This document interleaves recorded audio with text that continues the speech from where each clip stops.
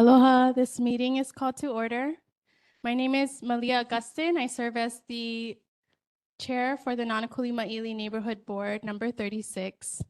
And today is Tuesday, July 15th, 7 p.m., and we're meeting in person at the Nānākuli Public Library and virtually via WebEx.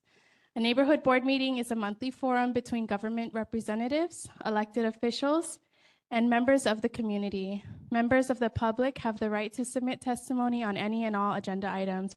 We have a full agenda tonight, so to keep our items moving, we'll go over some rules of speaking. Rules of speaking: if anyone wishes to speak, I will ask that in-person attendees line up at the microphone. Those joining us on WebEx, please raise your virtual hand. When recognized by the chair, state your name clearly for the minutes. Comments must be kept under 2 minutes. Officials' monthly reports under 3 minutes, and presenters under 10 minutes. Sergeant at Arms will be keeping time, so please end your comments when the timer goes off, and I'll also ask you to conclude your comments. This is a neighborhood board meeting, so we welcome all of your mana'o, and thank you so much for joining. If you can bow your heads while we open with pule.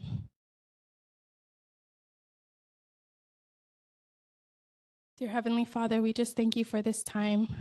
We glorify you for the time that we have to put our hands together to work towards the betterment of our community here in Nānākuli and Ma'ili. Lord, I just pray you be in the midst of our conversations, in the midst of our meeting. Be with those who were in harm's way during the recent fires. Lord, we ask that you be in the midst of their situation and see the needs that they have, Lord, that they be met. We ask that you continue to be with each and every person within our community, that they know that they are loved. In Jesus' name I pray, amen. Next on our agenda, we have acknowledgements.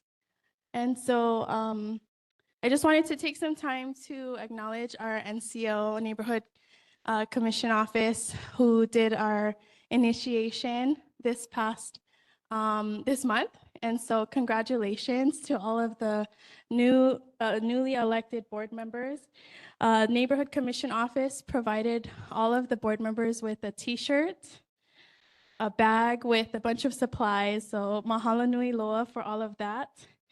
And those who are not mentioned, usually during our meetings, we have our cameraman, James. So we just want to give him a round of applause and say thank you so much for the work that he does to support our meetings every month and make sure that they get televised and added to YouTube.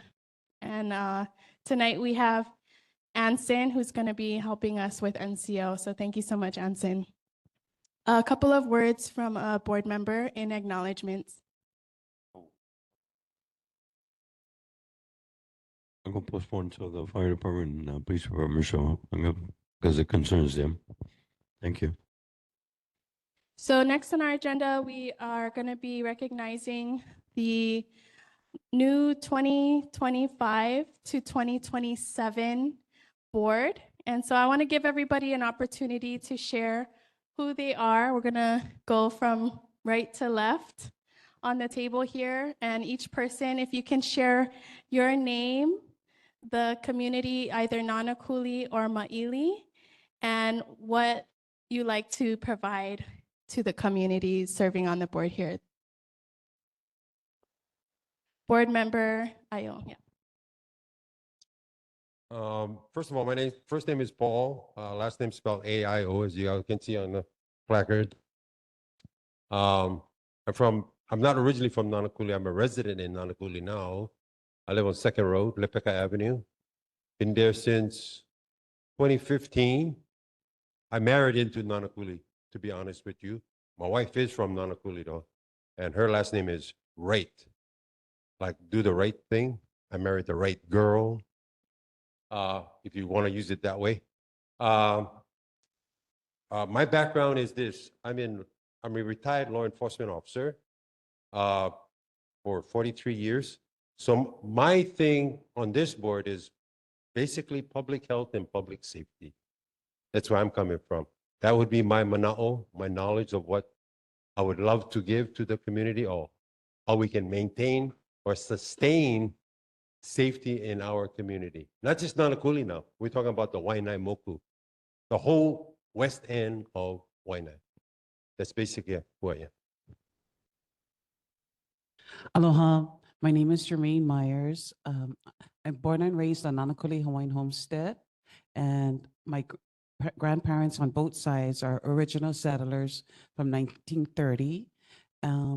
I've been on the board since 2017, and the heart of it all for me is bringing resources to our community. So I've been on transportation, trying to get a second access road to the Waianae coastline. I think we deserve it more so than the rail. And then I'm also, my heart is with Native Hawaiian advocacy. We have the largest population in Nānākuli Homestead, 1,050 homesteaders in Nānākuli Valley. And then we also have at Princess Kahana over about 300 homesteaders.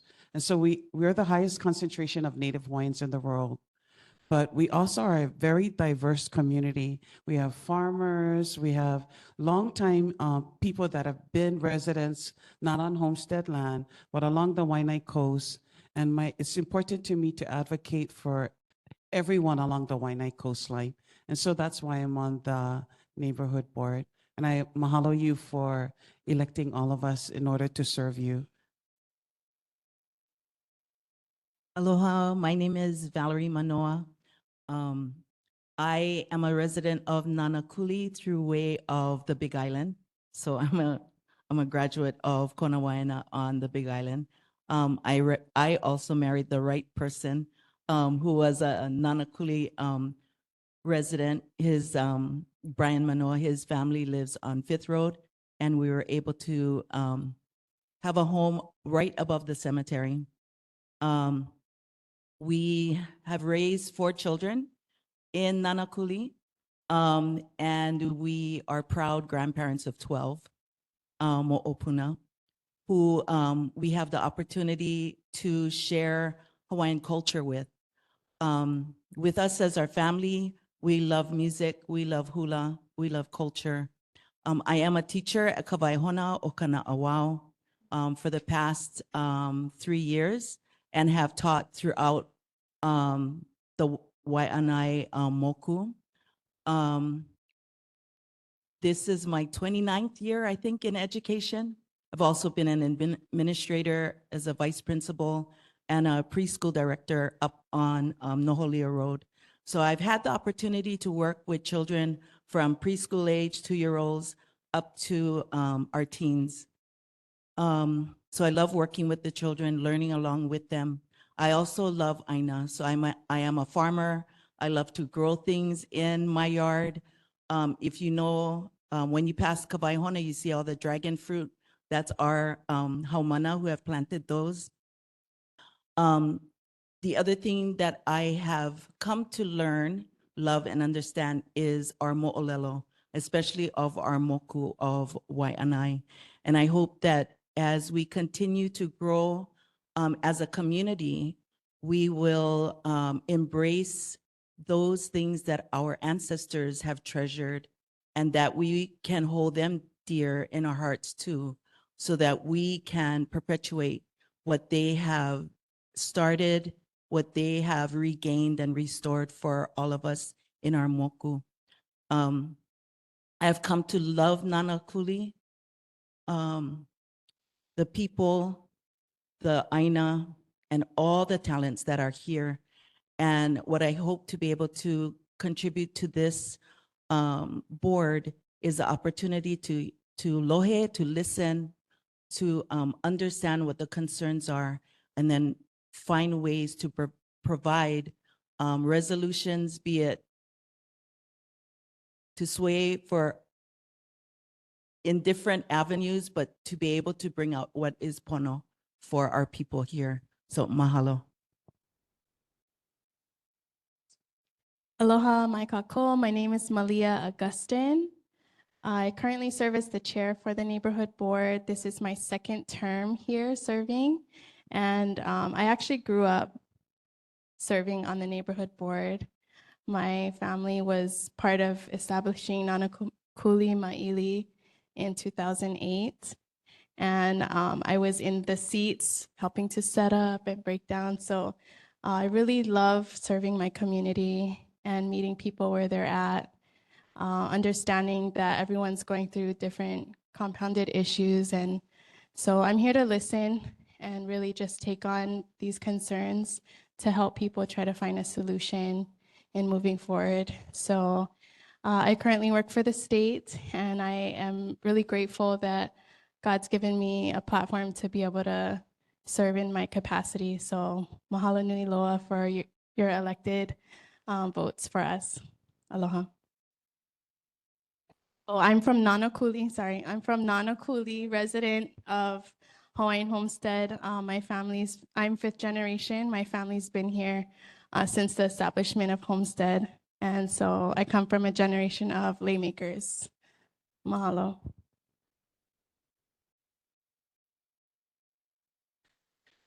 Hello, my name is James Cowles.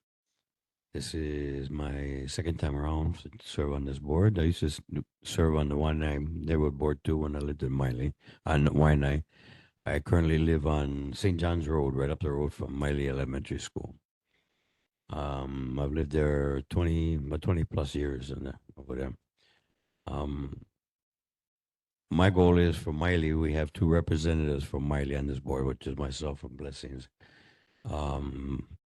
My concern is safety of the community. And we have a lot going on in the Miley neighborhood around where I live, where we live. And I'd like to see things changed over there. Thank you. Aloha. My friends call me Blessings. My name is Blessing Star Dela Cruz. I was running around in Nānākuli down that side when in my younger years. I grew my children up here in Miley, Waianae. They're all grown now, out into the world. And my nest is, of course, in Nānākuli. My mana'o is basically, how do I put this? I'm a diplomat of Ko Hawaii Pa'aina, the Kingdom of the Hawaiian Islands. So federal and international, I have worked in that departments, in that judiciary, social services, and medical. I'm really gung-ho on our military because my children are in there serving. At the same time, I'm here putting myself in the community to where I can better and help in what my experience of houselessness, social services, everything that what I can do, and open my ears to the community, and of course, come behind you all and support you all in your needs. I thank you for this opportunity to serve you. Aloha, everyone. Nice to see new faces and old faces. Mapuana, Kili'i Tector. Born and raised here. I'm married. My husband served in the Navy, and I have 4 children, 5 grandchildren. Attended Nānākuli High School, and my studies were health and sales and marketing. Retired from Wahiawa General Hospital, and only to find out that they knocked down that hospital was during the wartime, like Pearl Harbor. So, but interesting. It's nice to work in another town, see what's happening there, and also coming back here, giving back to the community. Advocacy is Hawaiian affairs and education, and willing to hear what's going on in the community. But we won't know until some of you at least either attend the meetings, write a letter, come to our community meetings, and that's about it, or what we hear on the news. And my condolence to the families who lost loved ones in the fire at Maili. So thank you for those that was able to help in Kokua with whatever they need. Okay. Aloha, Kauia Sinsin. I sleep in Maili and I live in Nānākuli. I spend most of my time here in the Valley working community service. So I get to see different areas. I have 5 children. lived in Washington for 17 years, raised my children, my 3 older ones there, and moved back in 2020 because we wanted to give back to our community. I worked as a juvenile corrections officer in Washington, came down here and did it for about 2, almost 3 years, just recently left so I can continue to serve my community in a greater capacity and to help the kingdom of God as well. So I want to continue to do that work. I advocate for youth, the safety and representation of our community, as well as unification is what I really want to continue to be a part of. And I believe that comes through how we lead and what we do. So the things I want to see, I continue to walk in it as best as I can, serving my community and serving my family as well as the kingdom of God. That's what I have. Thank you, everyone, for sharing your mana'o. So we're going to start off with the oath of office for all of the new board members. Okay, if you could repeat what I say, if that's okay. I solemnly swear. Oh, yeah, everyone. We're just redoing this, so just in case, keep it simple. Okay, I'll solemnly swear that I'll faithfully support the Constitution and the laws of the United States of America.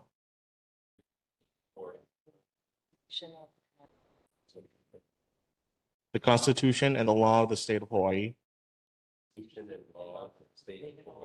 The charter and the law of the city and county of Honolulu.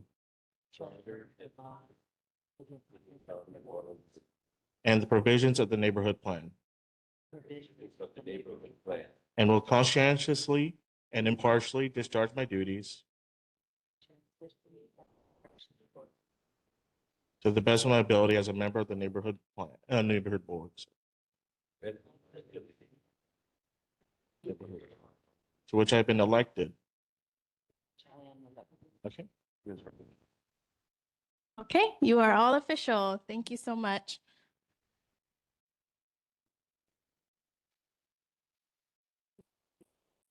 So first on our agenda, we have City Emergency and First Responder Monthly Reports. Do we have the Honolulu Fire Department online? Seeing none. Honolulu Police Department online.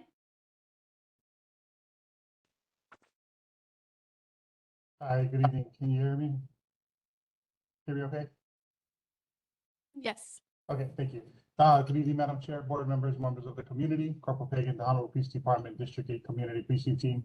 With me tonight is Lieutenant Marina Carrera, as well as Sergeant Fumi Muraoka. And I do have your stats for June.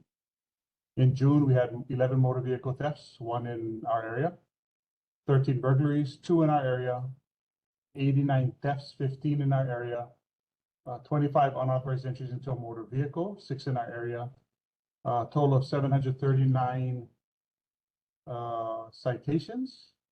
There's a total of 8,283 calls for service, 1,454 in our area. The only other thing that I did want to bring up is recently we've been getting some calls and some complaints about people vending along Farrington Highway by the HECO plant in that area. We do want to remind the community that that is illegal to vend along that roadway there. If you think about it, that's just like vending on the side of the H1 freeway. That is illegal to park your vehicle there. You can be cited up to $1,000 fine. We will be addressing that as well as with, it is considered a petty misdemeanor, so especially without a permit there. I will be contacting HECO because I know we've been getting complaints from them regarding people vending in that area, and with the dry brush and stuff like that, we're really concerned about people hanging out and something flaring up in that area. So again, if you can remind your family, friends, constituents, and just neighborhood that it is illegal to vend in that area. You can vend anywhere you can legally park. If you have a permit, you can vend food that is cooked. If not, you're only allowed to vend fresh fish and fruit. It is illegal to vend in a public park. whether you're selling clothes, lays, or anything else like that. So again, we just ask that the community assist in following those rules and avoiding the $1,000 citation. Open for any comments, questions, or concerns.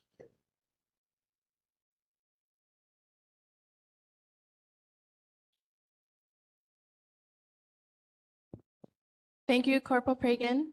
Any questions for HPD from the community? Seeing none. Any questions for HPD? Board Member Cowles? I don't, sorry, I don't have a question, but I have a short statement.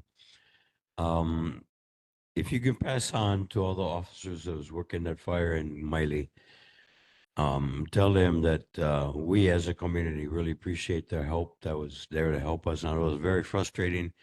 Had people coming down with their cars, blocking the street, and the fire trucks couldn't get in.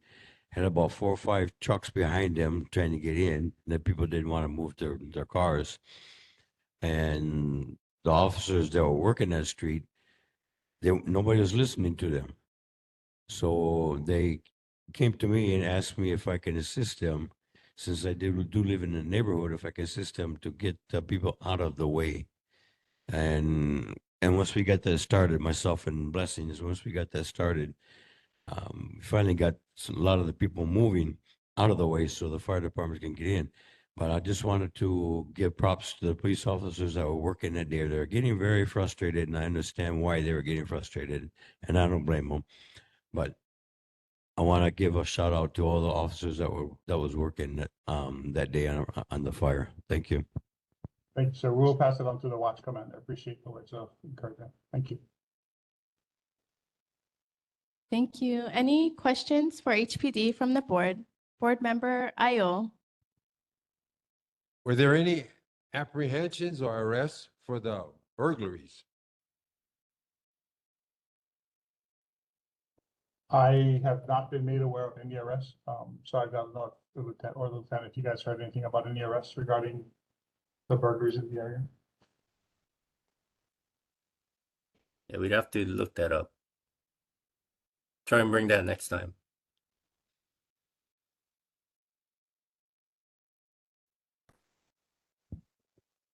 Sergeant Fumi, did you have a response? Oh yeah, I'm not sure if you heard him. He said that we can go look up the stats. We don't have that information right now. We can go and look it up and see if we can get it there for you. Thank you. Any further questions for HPD? Seeing none, thank you so much for your time. And also thank you for your service, especially during the emergency response. Thank you. Next on the agenda, we have Honolulu Ocean Safety Department, Kurt Lager.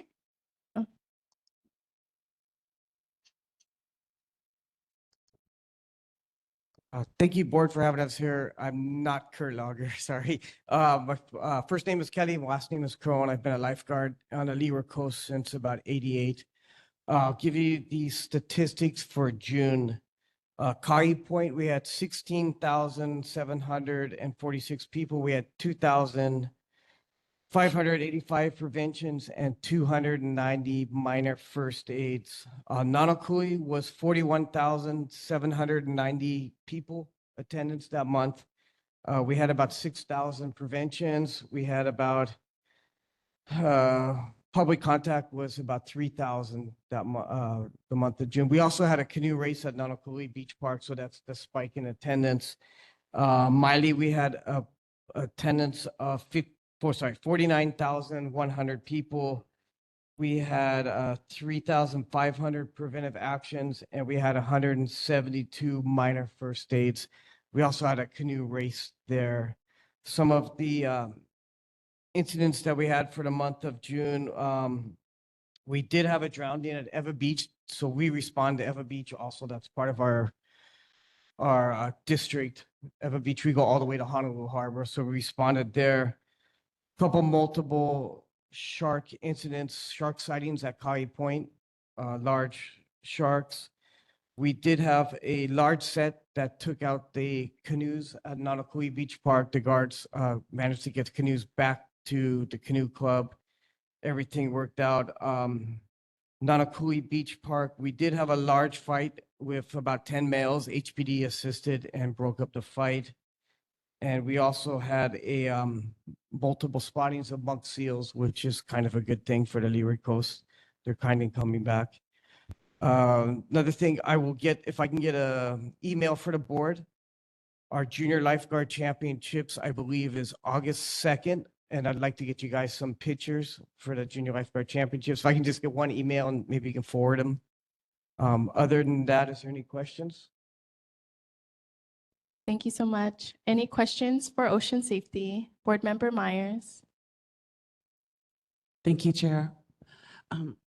Mahalo for your team for what they do for our community. Civil Beat had come up with an article recently that's shared information that I never knew existed, that in the state of Hawaii, keiki drownings is the highest form of fatality for keiki, not a car accident, Yes. not because they ate too much food or because of disease, but actually from ocean drowning. So I was surprised by that. And so do you feel that with this new Ocean Safety Commission, do you feel that, well, I guess it's just been launched, right? It's just, they just got confirmed in the city council Yeah. meeting. Yeah. So I guess I would look forward to future feedback, but do you feel that your budget is sufficient, number one? Do you feel that you have sufficient life stands on beaches that actually have a lot of drownings on? Unguarded beaches, Huh? like unguarded beaches. Beaches along, like in our, let's just start from our coastline, Wainaimoku. Because of course, like there's a lot of beaches in the state of Hawaii, but you're doing city county of Honolulu, right? Yeah. So I guess so Paul Ayu was the one that launched the idea, the initiative back in 2020, I believe, in order to put a life stand by Electric Beach. But there are other beaches along our Waianae coast that say tourists or locals go to. Like, for example, right over here, depots. Yeah. People don't realize there's an undercurrent. So I guess what I'm asking you is, are you going to be able to work with this new commission to identify, starting from Wainaimoku, just along the Waianae coast, where there are beaches that we would potentially need more lifeguards?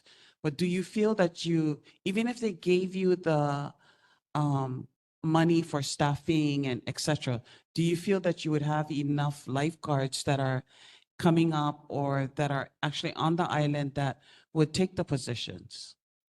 I think so. I think we're increasing our staffing. The budget, I'm not really involved with, and the commission, I haven't met the commission yet. So, but I think honestly, with our increasing our school career days, we're going to get more people from the Leeward Coast. More kids are getting involved in lifeguarding with the junior lifeguard program. There's going to be more kids involved. And it's a good career for the kids. I think expanding to the schools is going to help us out a lot with KK life-saving programs.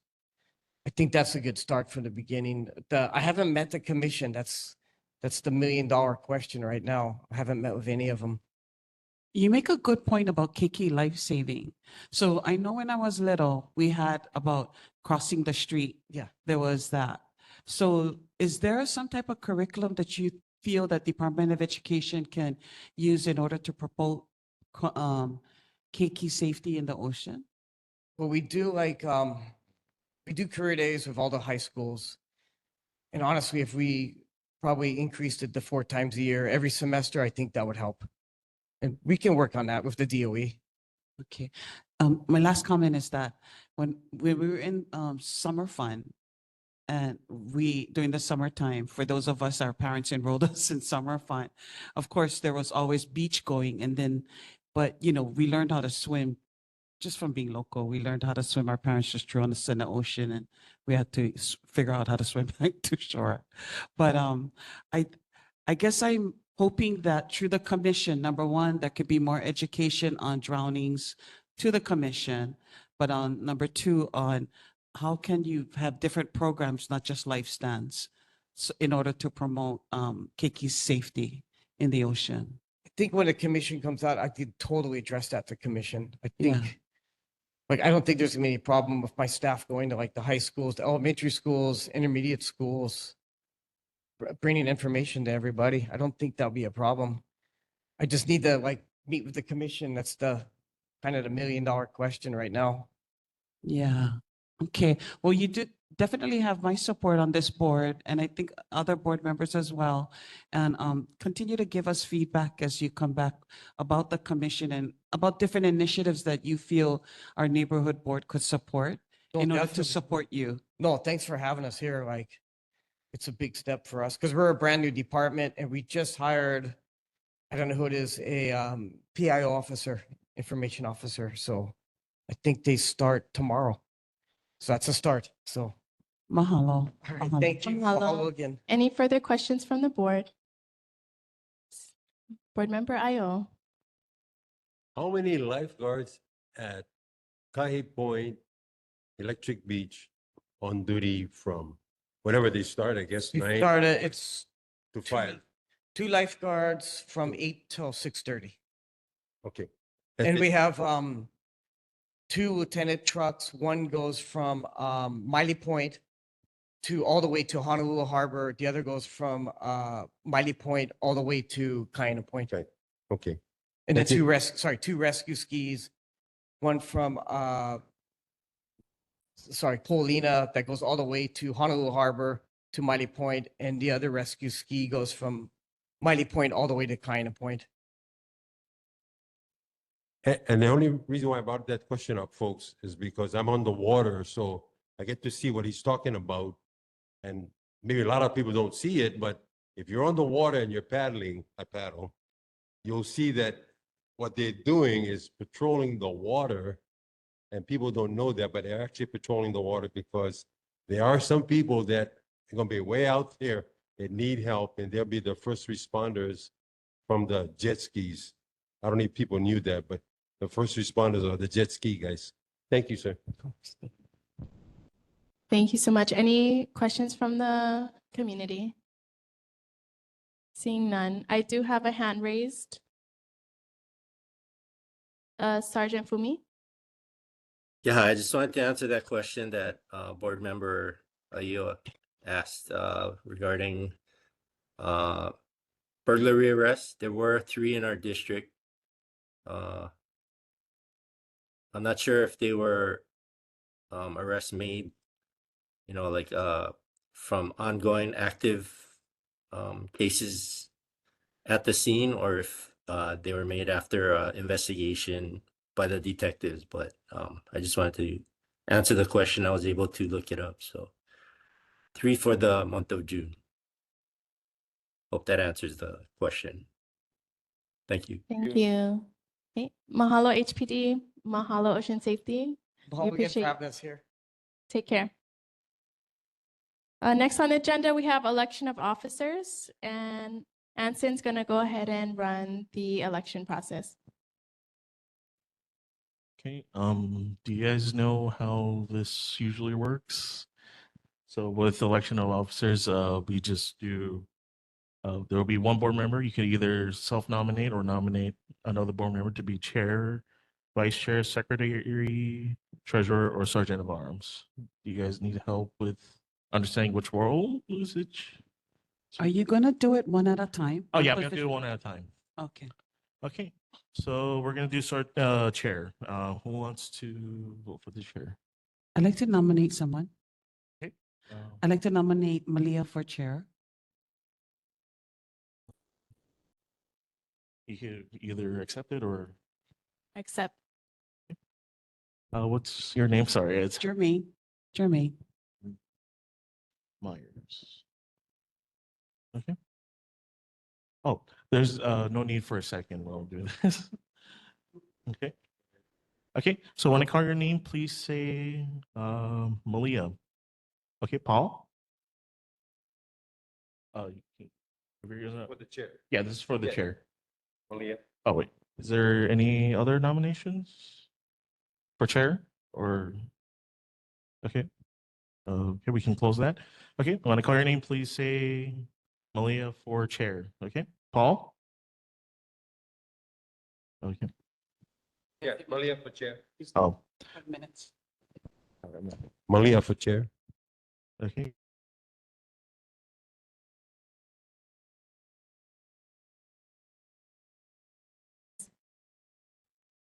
Tector? Oh, can you use the mic, please?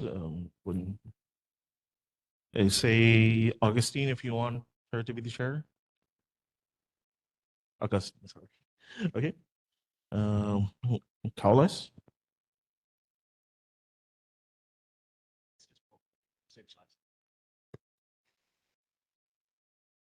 I vote for Malia.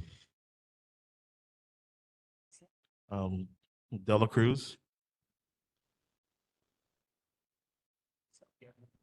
Abstain. Abstain. Myers? No, he's still. Malia Augustin. Simpson?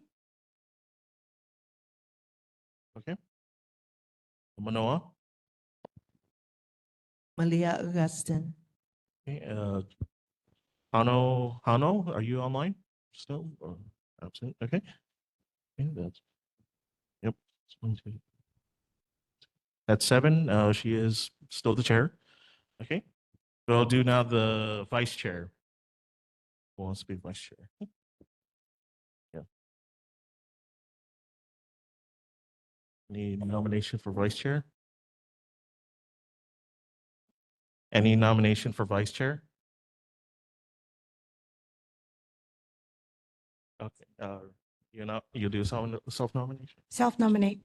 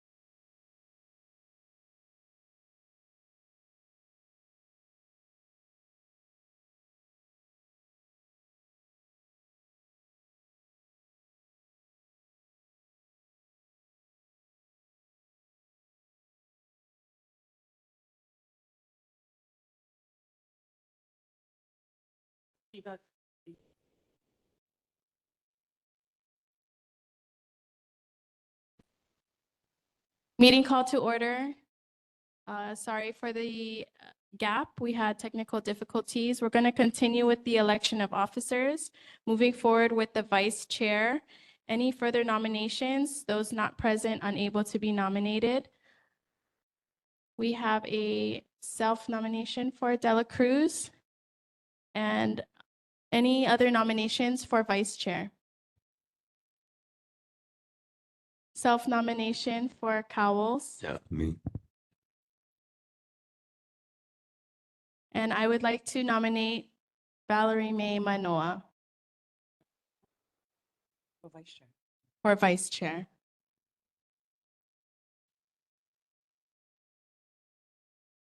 Second.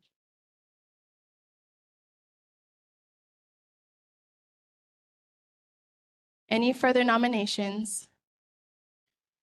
Seeing none? Roll call vote. Okay, when I call your name, either say Dela Cruz, Cowell, or Manoa for vice chair. Okay, Io? Oh, me. Oh, she got to be on. Okay, second. Yep. Okay, so we got Manoa on cards.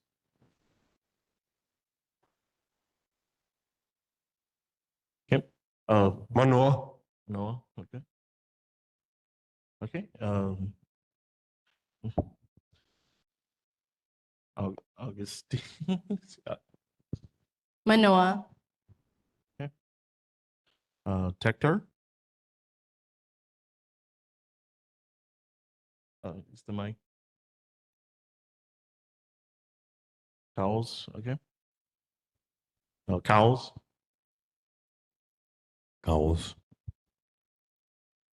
De La Cruz.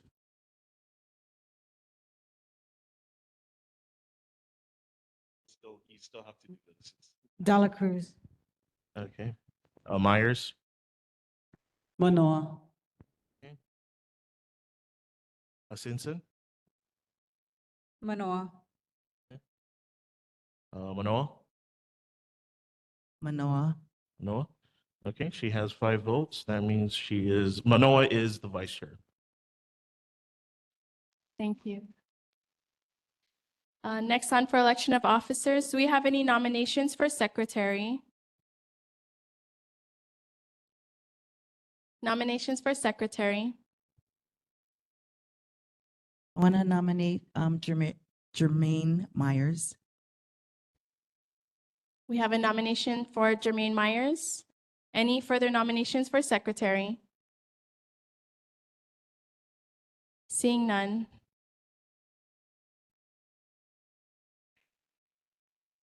Want to call your name, please say Myers. Io.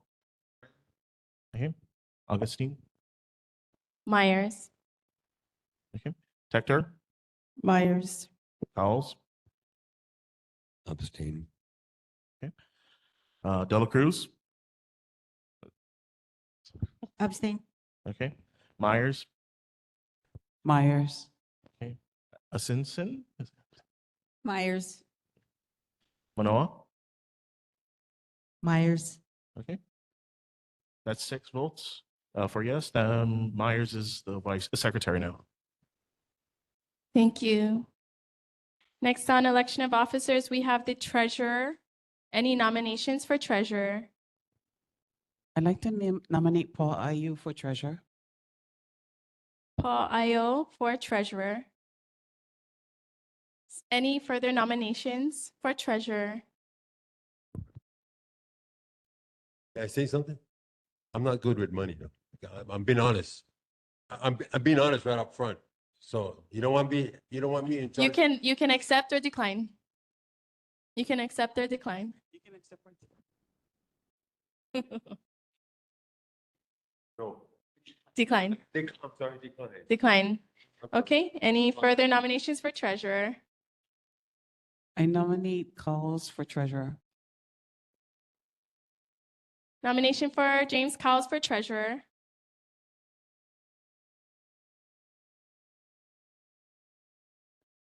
Thank you very much, Bob, for the treasure. I'm going to decline. Decline. I'm not so good with numbers, that's why. Okay. No, it's okay. Any further nominations for treasurer? I nominate Dela Cruz for treasurer.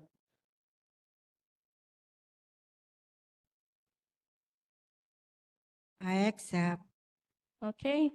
De La Cruz for treasurer. Any further nominations? Yes, I want to nominate Kawi. Kauia Simpson for treasurer. I accept. Seeing as there's no other positions available, we will go ahead and take the roll call. Okay. When I call your name, either say either say De La Cruz or Tector. Oh, Asensin, sorry. Okay. Io. Sinsin. Okay. Augustine. Asinson. Augustine, I'm sorry. Okay. Tector. Asensin. Okay. Cowles. De La Cruz. De La Cruz. Okay. De La Cruz. Asensin. Okay. Myers. Point of clarification, I'm really confused now. Did Dela Cruz accept or not? Oh, okay. Oh, okay, okay. Asinsin, Asinsin, okay. Asinsin, Asinsin. Manoa. Asensen. Okay, that's 7 votes for Asinsin. She is treasurer now. Thank you. Next on the agenda for election of officers is Sergeant at Arms. Any nominations? I nominate Mapuana Tector because she knows parliamentary rules. Sergeant at Arms job is parliamentary rules. Board Member Mapuana Tector for Sergeant at Arms. Any other nominations? I nominate James Cowles. Self-nomination for James Cowles for Sergeant at Arms. Any further nominations? Seeing none, we can take a roll call vote. When I call her name, please either say Tector or Cowles. Io? Tector, okay. Augustine? Tector. Tector? Tector. Okay, Cowles? Cowles. Okay. Dela Cruz? Abstain. Abstain, okay. Myers? Tector, Asinsin? Tector. Okay. Manoa? Tector. Okay. That's 6 votes, and Tector is the Sergeant of Arms. Thank you. So we have our full board of election of officers. Congratulations. Vice Chair Manoa, Secretary Myers, Treasurer Asinsin, and Sergeant at Arms Tector. Next on our agenda, we have presentations. Nānākuli High and Intermediate School Student Government Homecoming Parade on Nānākuli Avenue, Thursday, October 16, 2025.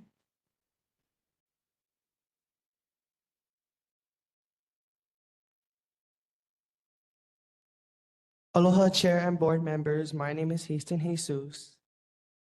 And I'm Promise Jellings Togo, and we're here on behalf of the Nānākuli High and Intermediate School Student Government to share some exciting upcoming events. Our annual homecoming parade will take place on Thursday, October 16th from 4 to 5 p.m. The parade will begin on Pua Avenue, First Road, and travel up Nānākuli Ave and end at Nānākuli High and Intermediate School. This year's homecoming theme is Once Upon a Homecoming, inspired by classic fairy tales. It's a celebration of school spirit, student creativity, and community pride. Then, after our parade, on Friday, October 17th, we'll be hosting our homecoming football game against Aiea High School. We hope to see the community come out to support. If anyone would like more information, please feel free to contact Mr. Robin Kitsu, our Student Activities Coordinator at NHIS. Is there any questions at this time? Any questions from the community? Any questions from the board? Board Member Io, Board Member Myers. Well, it's really not a question, but your presentation just now, even though it only lasted for less than 3 minutes, I think is the best. Thank you.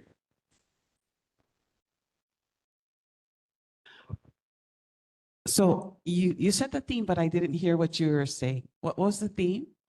Once Upon a Homecoming. Once upon a, Once Upon a Homecoming, inspired by classical fairy tales. okay. And then, so how are you guys interpreting it that as far as in the different classes? Are you guys do you guys have some ideas that you've been telling the student body? Okay, so this idea originally came from our intermediate school students and it was very highly voted on. The idea that they had was that each class picks their own fairy tale to go based off of, whether it's like a Disney princess or something like that. And they're able to decorate their floats during the parade and match their outfits accordingly and stuff like that. So it's kind of like them just using their overall imagination and having fun and being creative. So for example, like different fairy tales, I guess you could go like Cinderella, like that's a fairy tale, classic fairy tales, Rapunzel, Sleeping Beauty. So they can choose between any like classic fairy tale stories and then make their theme off of that. And then my next question is, I heard you say Thursday, October 16th is the parade. Then Friday is the game against IL. Yes. So I guess in the old days, the parade went up to the high school and then the game happened. So what is going to happen when the parade ends at the high school? Is there any type of activity that is happening at the high school? As of we are aware, no. The reason why it's on two separate days is because our football team wants to participate in the parade now. So we make it on a separate day so they're able to participate. So the day of the game, they can worry about prepping for the game. Right on. That's amazing. That's awesome to get everybody involved. That's all my questions. Thank you. Thank you. Any further questions from the board? Board Member Manoa. Aloha, I just want to, not a question, but compliment you folks on being here as students OPO of our Nānākuli area and being able to respond to the questions. Great smile on your faces. Looks like you're excited for homecoming and we're excited to see all of the events. Mahalo. Thank you for this opportunity. Thank you. Board Member Asinsin. Hi, I just would like to see if you guys would be willing to possibly, whenever there is an event at the high school, to possibly bring presentations so that the community is aware of what's going on. So maybe you can take that back to Mr. Kitsu and discuss that and see how you guys can move forward with that. Thank you. Board Member Tector would like to make a motion. Yeah, I want to make a motion that we support the parade. We've done the parades twice so far. We participated. And I'd like to make a motion that we participate in this upcoming parade for the homecoming to support October 17th? 16th, yeah. I second. Motion made by Board Member Tector to support the Nānākuli High and Intermediate School Parade on October 16th. And a second by Board Member Cowles. Taking a voice vote, all those in favor say aye. Aye. All those opposed say nay. Any abstentions? Motion carries. Thank you so much. Please let us know if you need any letters of support in moving forward. Thank you so much. Thank you.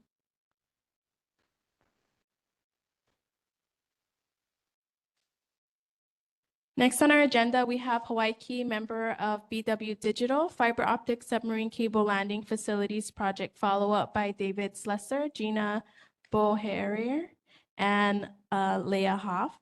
So this item is going to be tabled until our August agenda. Information has been sent out to the board pertaining to the questions that were raised in the previous meeting. If you have any further questions for Hawaii Key, please refer them to the chair and I will relay them over to them directly. Moving on, next on the agenda, resident and community concerns. Please approach the mic, state your name. Excuse me, Madam Chair, I'd like to say something. Sorry. This fire that we had in Miley, unfortunately, I just want to let you know that NCO has made a determination that board members cannot give community concerns. Only community members can give community concerns.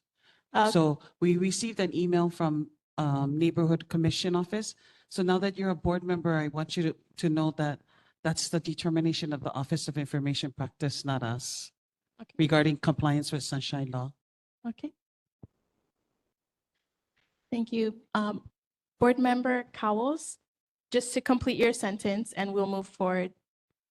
I was just going to say this gentleman is standing right here, lost his house, lost his clothes, lost one dog, the whole house, everything, his business and everything burned down in this fire. And that's why this gentleman is here right now to speak. Thank you. Thank you. Thank you. Please state your name for the minutes. Wally Ahuna, the entire Ahuna family, part of that Mount Miley fire. I'm here just to thank community for what they poured out for us and my family. Many years ago, we were big supporters, and to today, we're still big supporters of this community. I did 3 events every year. I did Sunset in the Beach for scholarships for kids. I did the West Side Athletic Foundation for kids that doesn't have money for their tuition. We pay for it. And the Easter egg sunrise service, it wasn't only Ark of Safety, it was all the churches throughout the community. That's what I designed it for. Last Sunday, as givers of the community, last Sunday, that fire hit us and it came into my property. And thanks to the grace of God, it died on my property. I designed that our compound to where stop the fire from going out. But that fire came into the side and it didn't leave. If that fire left to that chicken farm, to the Maderases, it would have carried on to the elderly home. And Sea Country would have been gone. Nobody could jump in oceans. We didn't have time. By the time my son-in-law went to the kennel and came back to wake up my daughter in that house, the fire was right up against our house. So my cry to our elected officials, what are we going to do? What can we do to save our community? I can speak like this because I lost everything. I have the shirt on my back and my family, and that's what I'm thankful for. Now I'm reaching out to all our elected officials who's listening to this. I cried out, we need to do something. We cannot just sit like this. We got to move on it. When the community needed my help, I was there. I gave them a time and a date. We helped out a lot of kids. Valley of the Rainbows put so much kids through school, scholarships. We're active people. We want to do something. So all I'm asking you is there should have been more people out like these 2 guys knocking on doors and moving people. People wasn't listening. And for me, I wasn't here. I was in San Diego. All my family just got home. I wanted to take time in San Diego with my 2 grandsons. So I took them to the fair in Del Mar Fair. Sunday, it happened. I was useless. I was talking to these guys from phones, trying to find my family. I said, never mind about the business. Everything up there is materialistic. But that business helped out a lot of people throughout this community. One of my biggest events I just did before I left to the main was Ahi Fever. 12 years ago, I designed that event for our community. Leo Kalani Trust teach me how to grant write. I'm a Hawaiian. I graduated Waianae High School. And we wrote grants to put activities in this community. And that's what we need. I'm crying out. We need activities to get these kids to know you know him and his kids know theirs. Right now, they don't. They're running wild. But this wildfire should teach us one lesson. Let's come together and figure it out. I worked it out already. I lost everything. But we, sitting on this board, for the city and county of Honolulu, every time I want to build something, I have to bring in a fire hydrant. 26 years ago, when I went to put up that warehouse, 280,000. The water got to come from in front of my elementary, down that road, up that road, and across to me. When my daughter remodeled this house, the fire hydrant went 800,000 from the front to the back. Then the city went hit the spot on me. 1.2 million. I cannot afford that. So give us ideas. My idea was put a water tank on my property. Uncle, you can put a water tank. I said, no, I'm going to put a swimming pool. Like these people in Cali. So we got to look and learn. But we got to get to our elected officials. I can't just have Darius and Samantha. We need more. We need more tough people like this. We'll come out to the families. Sit down. Not what we need as a community, because that fire took off. Would be worse. Would be worse than that Maui. You know why? Because everyone in here would be your family member. We wouldn't be sitting. We lost one person. Sad to say, this was my neighbor. Every morning, my wife goes to work. She hangs breakfast on that fence for these people. They don't speak English, but they can wave, and they can smile. What happened to them? Why these foreign people? I mean, because they cannot speak English. I lost a neighbor. I lost one dog. One dog didn't come home, but all my family members came. That Sunday, my niece was going to fly me out of San Diego to come home. My son said, no, Dad, there's nothing home for you. Everything you gave us is gone. You're going to stay here in San Diego till Mom figure it out. How you work it out. And together, we're going to come together as a family. When we came together as a family, number one thing to me was basics, foundation. I have to build a new foundation for my family on the house. And with this pouring out from this community to today, they're still giving. Whether they come up and give me one bottle of water, one case of water, whatever, I still take them up to the top to share with them. Because this land is not a land. A lot of people throughout the community, we open them up to them. They want to have parties, whatever. People used to just come up and just spend time. Or, oh, Honolulu Fire Department, why not? Chief Officer Asun, they used to run breaks up there, fire trucks. That's how we had that thing to plan. They used to bring up the practice where they could shoot both sides and the quarry. So we had worked it out. But now, if we didn't stop it, it would be really bad from the bottom of my heart.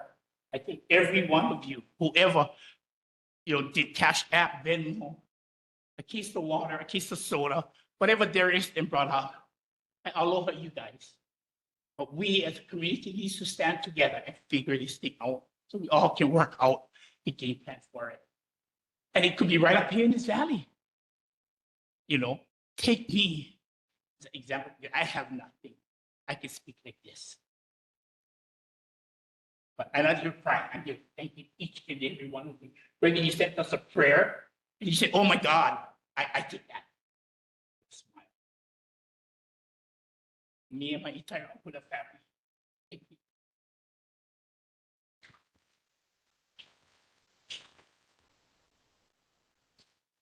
Thank you.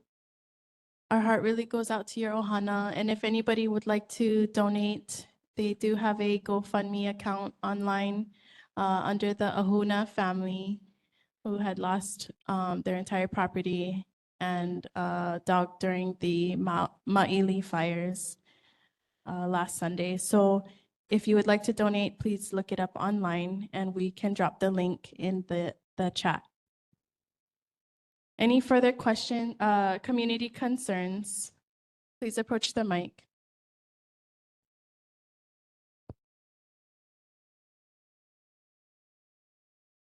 Pikachu online.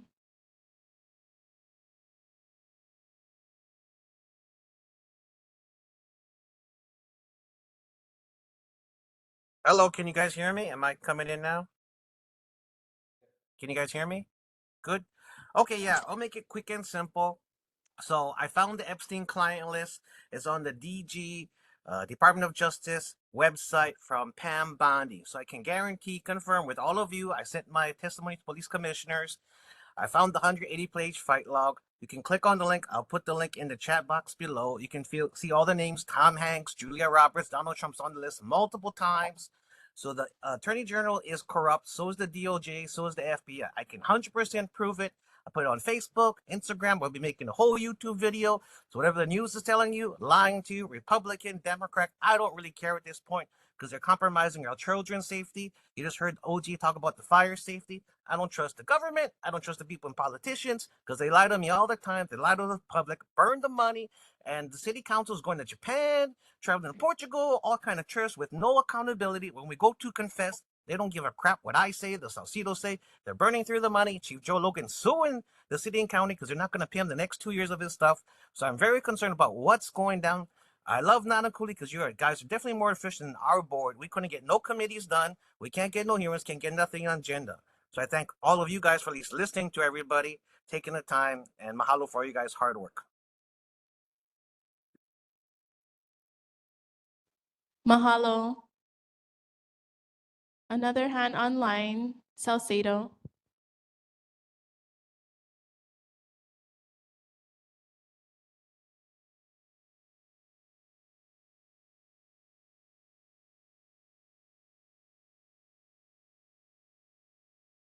Can you unmute?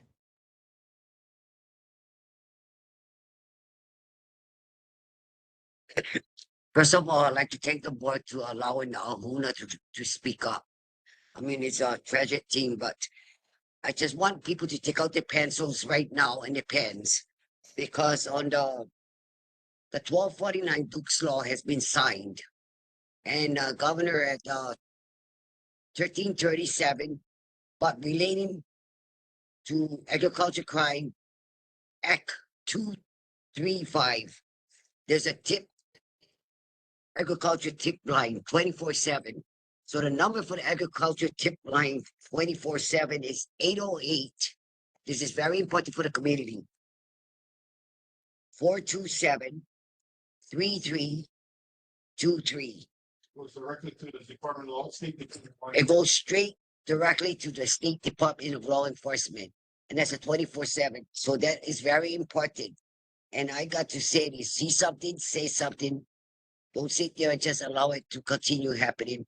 So that's very important, and I wanted to share that because our community needs to know when things, is going on. So that is my now I'm going to share for now.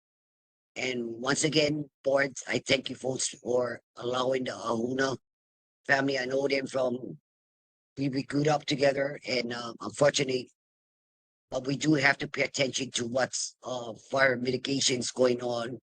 We do need more because gentrification and developers in our district is overwhelming.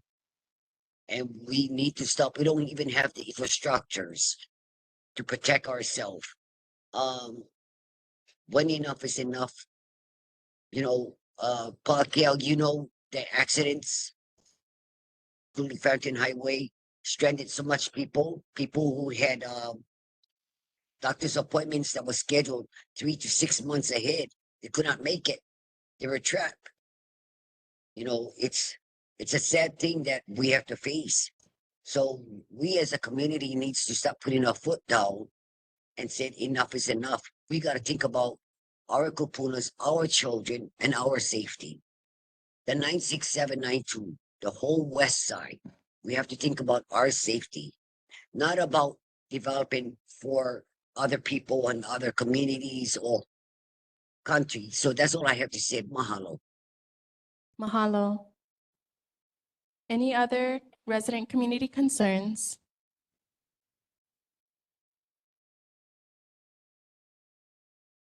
Seeing none, thank you all for sharing your concerns. Officials' monthly reports. We have Governor Josh Green's representative, Department of Agriculture Chair Sharon Hurd. Online.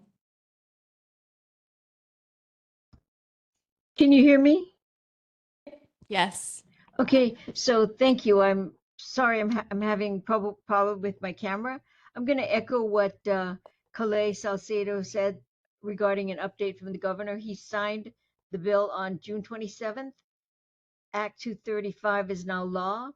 I want to remind the group in Nānākuli that the major message is that trespassing is a crime. Without someone trespassing onto your property, a crime cannot be committed. So that was a very important law for this community and for agriculture. The Department of Law Enforcement is committed to enforcing the crimes. The penalties that are collected from the enforcement get deposited into the agriculture security fund. That fund will then allow purchases of more equipment for the DLE. It will also be used to compensate the victims of crime with the results of the crime. For instance, if they damage or vandalize or steal a vehicle, that the funding there can be used to repay the victims for that. So it's very important. What we need the community to do is please take pictures, collect evidence for the DLE, so that they can be used as in a court of law to convict the criminals, whatever their crime is, trespassing. And with a conviction, they can be assessed a penalty, which will then be deposited and given back to the community to help. So thank you for the opportunity to give a governor's report, and I'll be here for questions. Thank you. Thank you, Chair Sharon Hurd. Any questions from the community for the governor's office? Seeing none, any questions from the board? Board Member Myers. Board Member Asinson. Aloha, Ms. Hurd. When you first came in in May, I had asked the question regarding the report from John Mizuno regarding funding for Kahale. And I never received a response from you, or I had asked if you could send the board chair, our board chair, Malia, the response to the request that I posed.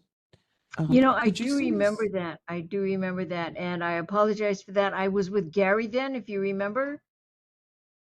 I'm I sorry, forgot Gary's last name. you're going to get back to me. Yeah, he did, you know. I think it's somewhere in my notes, and I'm sorry. I will report that to you and the board. I believe I have it from Gary somewhere. Is it Gary Yamanoka? The previous Gary governor's representative? Gary Yeah, Yamashiroya. I had provided Gary Gary Yamashiro. Yamashiro with the information for you, but Yes, you didn't turn around and respond to it. that's true. I'm sorry. I'm sorry. I will. I'll have to find his email. Okay, if you can check his email again and then respond, and maybe the current director, Mr. June, can uh, assist you with the response. Okay, With will the do. homeless coordinator, the homeless director. Will do. Yeah, I would appreciate if in the next week, if we could have a response so that we can talk about it at committee. Okay, I'll look at the minutes. Thank you. Mahalo. Thank you. Any further questions? Asinson, Board Member Asinson. I thank you. I just wanted to bring a concern and see if there's anything that you could possibly do at your office regarding transportation, specifically at Nānākuli High and Intermediate School. Just recently was informed that there is no bus transportation at all. Last year, they took away transportation for high school students, and I'm talking about school buses. And then now this year, they've taken away intermediate. So with us already having a challenge with absenteeism and our students having a hard time getting to school, this will definitely affect. And I think if possible, we can come up with solutions to possibly get a route back in for our students so they can get to school and get the education they need. That would be great. So again, I'm not sure what the office can do, but I'd like to make you guys aware and see if there can be some press on the DOE. Okay, noted. Thank you. Thank you. Any further questions from the board? Seeing none. Thank you, Chair Sharon Hurd. We look forward to hearing back to you by email. Okay, thank you. Thank you. Next on the agenda, we have State Senator Samantha DeCourt in person. Aloha, Chair, board members. First of all, congratulations on your newly elected board. This is very much a thankless position, and I want to really mahalo you for serving our community. So thank you for the commitment, dedication, and sacrifice it's going to take to serve our community. We face a lot of challenges, but we have a lot of wins as well, and we have great people in many locations ready to rise up to the level of leadership in any way that we need them to. So I just wanted to mahalo you folks for that. Samantha DeCourt, I first and foremost would like to send my condolences to the Ahuna family. And also we did have somebody passing in the wildfires. So we want to continue to keep her family in prayer as well. myself, along with Representative Keela, Representative Muraoka, and Councilwoman Tupola, were all on the ground that evening and being everywhere possible we can be. I know that Representative Muraoka was literally in the fires. We were at the command center. We were also at Red Cross Center at the Waianae Intermediate School. So I am very proud of my colleagues that we really knew to just get down there right away and see what we can do to help. So in our effort to collectively come together, the discussion does need to continue on what the solutions are. So thank you, Mr. Ahuna, for bringing that to our attention, and we will continue to work with our government officials to create something where this doesn't have to happen again. Now, I do want to say on the state level, I am meeting with the state fire marshal who was just newly put into the position.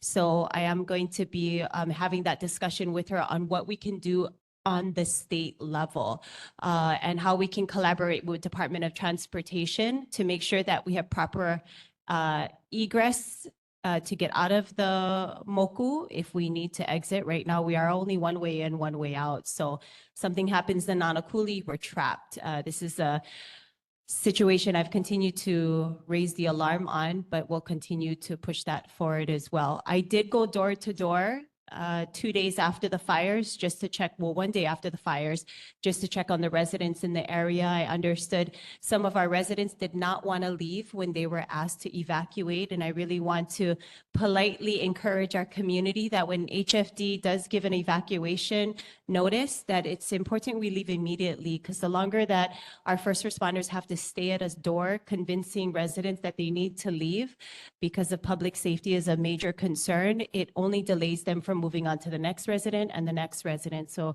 again, I just want to encourage our community when we are in evacuation status that we leave immediately. In going door to door, we were able to help with some residents whose power was not on in working with Hawaiian Electric, and also just making sure medically everyone is okay. Sometimes we just think that it's going to go away. But if we have breathing problems, if we have asthma problems, it's important that we go get checked out by the doctor. So we went all along Kulaʻaupuni just to check in on residents and see how they were doing. This is definitely an ongoing effort. It has not stopped with my office, and I doubt it stopped with Representative Keela, Representative Muraoka, and Councilwoman Tupola. This is really a grander scale, and we are really lahaina just waiting to happen. So I do want to shout out our first responders. HFD really came in full force. They had upwards to about 19 fire trucks that came from all parts of the islands, and they worked tirelessly, as well as HPD, who was on the ground facilitating the command center, making sure that all the parts were moving, the schools were being open. I want to really mahalo Representative Keela for keeping our community up to date with real life, real time updates with how much the fire has been contained and so on and so forth. Yes, so I will say that about that. Moving on to Duke's Law, this was a big win for the Waianae Coast. Cranston Pia is a local native born and raised here in Waianae. So to be able to have that law, which increases penalties and fines for trespassers, poachers, and etc. Also, Department of Agriculture is giving away no trespassing signs. So if you do have ag property and you need no trespassing signs, get in touch with my office and we will put you in touch where we can get you those signs. I am having a town hall August 12th. This will be at Ark of Safety. I will get the written information to your board and then also out to the community in the next couple of days. But this will be happening on August 12th at Ark of Safety at 6 p.m. And at that town hall, I will be having Department of Transportation Director Ed Sniffen, again, to talk about the access ways, but then also to just update us on the current projects that Department of Transportation has. I will be having Public Safety Director Mike Lambert to also talk about the increase of law enforcement presence that we need to have here on the Waianae Coast. We are talking about long-term goals of having a substation for Department of Law Enforcement here on the Waianae Coast, which is very important. Presence is very important. When criminals see blue lights their side eye, they're a little less, inclined to commit crimes right then and there. But right now, not only do we have a shortage with HPD, but then also we have a police station that is still in the process of being completed, and that process is moving forward. In addition, I will be having the chair of Hawaiian Affairs Committee, Senator Tim Richards, who will be coming. We had a lot of wins with Hawaiian Affairs Committee, and we look forward to having him continue to champion and advocate for our Native Hawaiian population the next legislative session. I do have tentatives right now on who else will be attending, but my goal is to get majority of the departments out here just to make sure that if we do have any questions or if we do have any concerns, we can ask them directly. My goal is really to get all of our questions answered the night of. And the best way to do that is to bring the guy in charge. So with all of these departments, I will keep you all posted with the confirmations that we have. But as of right now, I know I took way more time, so I apologize, and I'll just open for questions. Thank you. Any questions from the community for Senator DeCourt? Salcedo online for the community, and then the board will follow. Thank you. Thanks. We have a lot of issues, not only mental health and drug addictions. Just this weekend, we came across an autism person that was in school, and when he hit the age of 18, he was displaced, kicked out. He's on the beach now. So as we focus in on this number of people and, drug addiction, mental health addiction, we also need to focus on these autism kids that falls through the cracks. That's a big concern. And it breaks my heart because when they reach 18, no one wants to take care of them because there's no fundings. So that really breaks my heart to see this person. And we need to do something. We have many autism kids in our community, but people don't realize that. So I'm not only here just for, other things in the kupunas. I also listen to what's going on and see this person that once was well dressed and groomed and still that way. It's unfortunately that this child or this adult that's 18 fell through the cracks. So I would encourage your office. We got to look into that because we have to have something for them. We need to protect them because some of them, all they know is love. They don't know the harm. They don't know the hurt. They don't know that someone's going to hit them.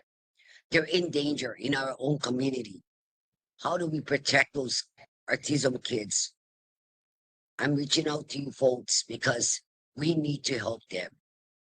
We gotta just help those that don't want to be helped. We need to help those that don't know where to go for help. So that is my question.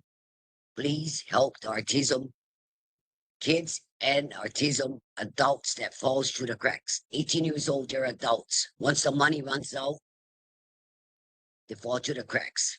And we don't need them on our beaches because we're allowing them to be in danger.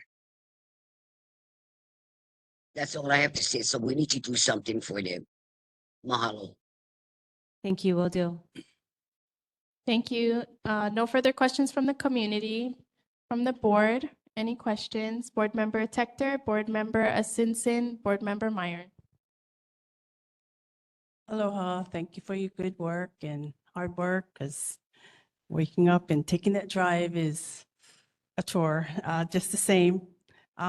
With everything that you guys are boots on the ground, having to do things, how can the community help to expedite? For example, Mr. Ohuna saying the cost of the fire, and the water, the hydrant, the water getting to them. It's always been a problem, and we've tried. But do we do a petition? Can we do a petition? Can they get a waiver or something? I know they're going to rebuild, but there's going to be more fires. I'm not saying that I know who it is. No, we're in summertime. kids, the natives are restless, or kids, and silliness is going on. I hope they get caught.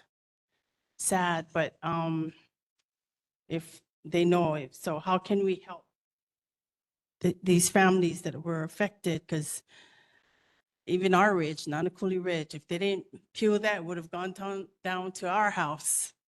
It would have been a sad story. So yes. Yeah, I think it's really important to just maintain your private property. I think that this would really help out, in our efforts to mitigate these fire risks.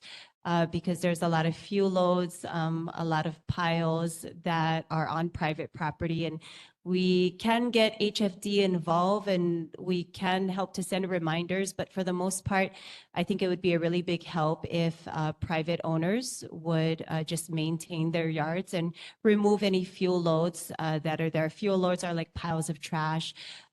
When we went door to door to visit the residents, there was a home of a pile of turf that had originally burned during the fires, and then it reignited literally while we were there. We were at the house before and we saw black smoke. So we ran over to that house and that pile burned up and it reignited, and then 3 days later, it reignited again. So we're helping the homeowner to see what we can do to remove it. It's not that easy because we do have to have it tested through Department of Health before it gets taken down to the landfill. So I would say talk to your neighbors, help them to reduce their bulk trash in their yard by removing it.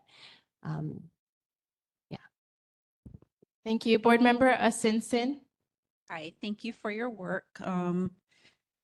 I would like to bring to your office as well the same concern that I brought to the governors on the transportation. I do feel it's a really important situation that we need to find a solution for. Our kids need to get to school. So if we're constantly taking away things, transportation, what's next? And how are our kids going to get the education they need? Just slowly going away. So if you can, please do what you can to address what you can. Yeah, and thank you for mentioning that. So before you mention it, I didn't even hear about this. I was just under the impression that intermediate was still moving with their bus transportation. So to hear that, I'm very disappointed with the Department of Education. This is an issue that I brought up to them as soon as I got elected, with the lack of transportation due to the tardiness and frequent absences that we're already dealing with here on the Waianae Coast. This just adds to more frequent absences and tardiness. So yeah, thank you for bringing that to my attention, because I don't know if you brought it up, if I would have even known, which I think I have to work with Department of Education just to make sure there's immediate communication with my office. So thank you, and we will get on it right away. Thank you. Board Member Myers. Thank you, Chair. Thank you, Senator. I'm actually tied up. I'm linked up to your public announcements when you sent it out. So I was able to follow when you were trying to follow the Nānākuli fire. So I kind of want to hone in on both the Nānākuli and the Maili fire, and to educate our board, or we can find a way to kuka with, of course, our state elected officials, yourself, Rep. Kila, Rep. Muroka, because I think the governor is out of touch with what's going on in our community. The three of you, and then our board members. And what I'm specifically wanted to address is Maili and Nānākuli. Those two fires are in our district, our neighborhood board district. So I was watching it as best that I could, listening on the news, etc. But I'm just wondering, I'm hooked up to the state like texting announcement. I didn't see anything on my phone saying there's an evacuation. It was actually only on the news that my mom called me up and said it's on the news, because I was at work. But I have my cell phone with me at work, but I didn't see no alert. So family was just letting everybody know, don't go to Maili. So with regards to the Maili one, I'm waiting for mayor's rep, but also for Councilmember Tupola. I would like to understand what was the cause of it.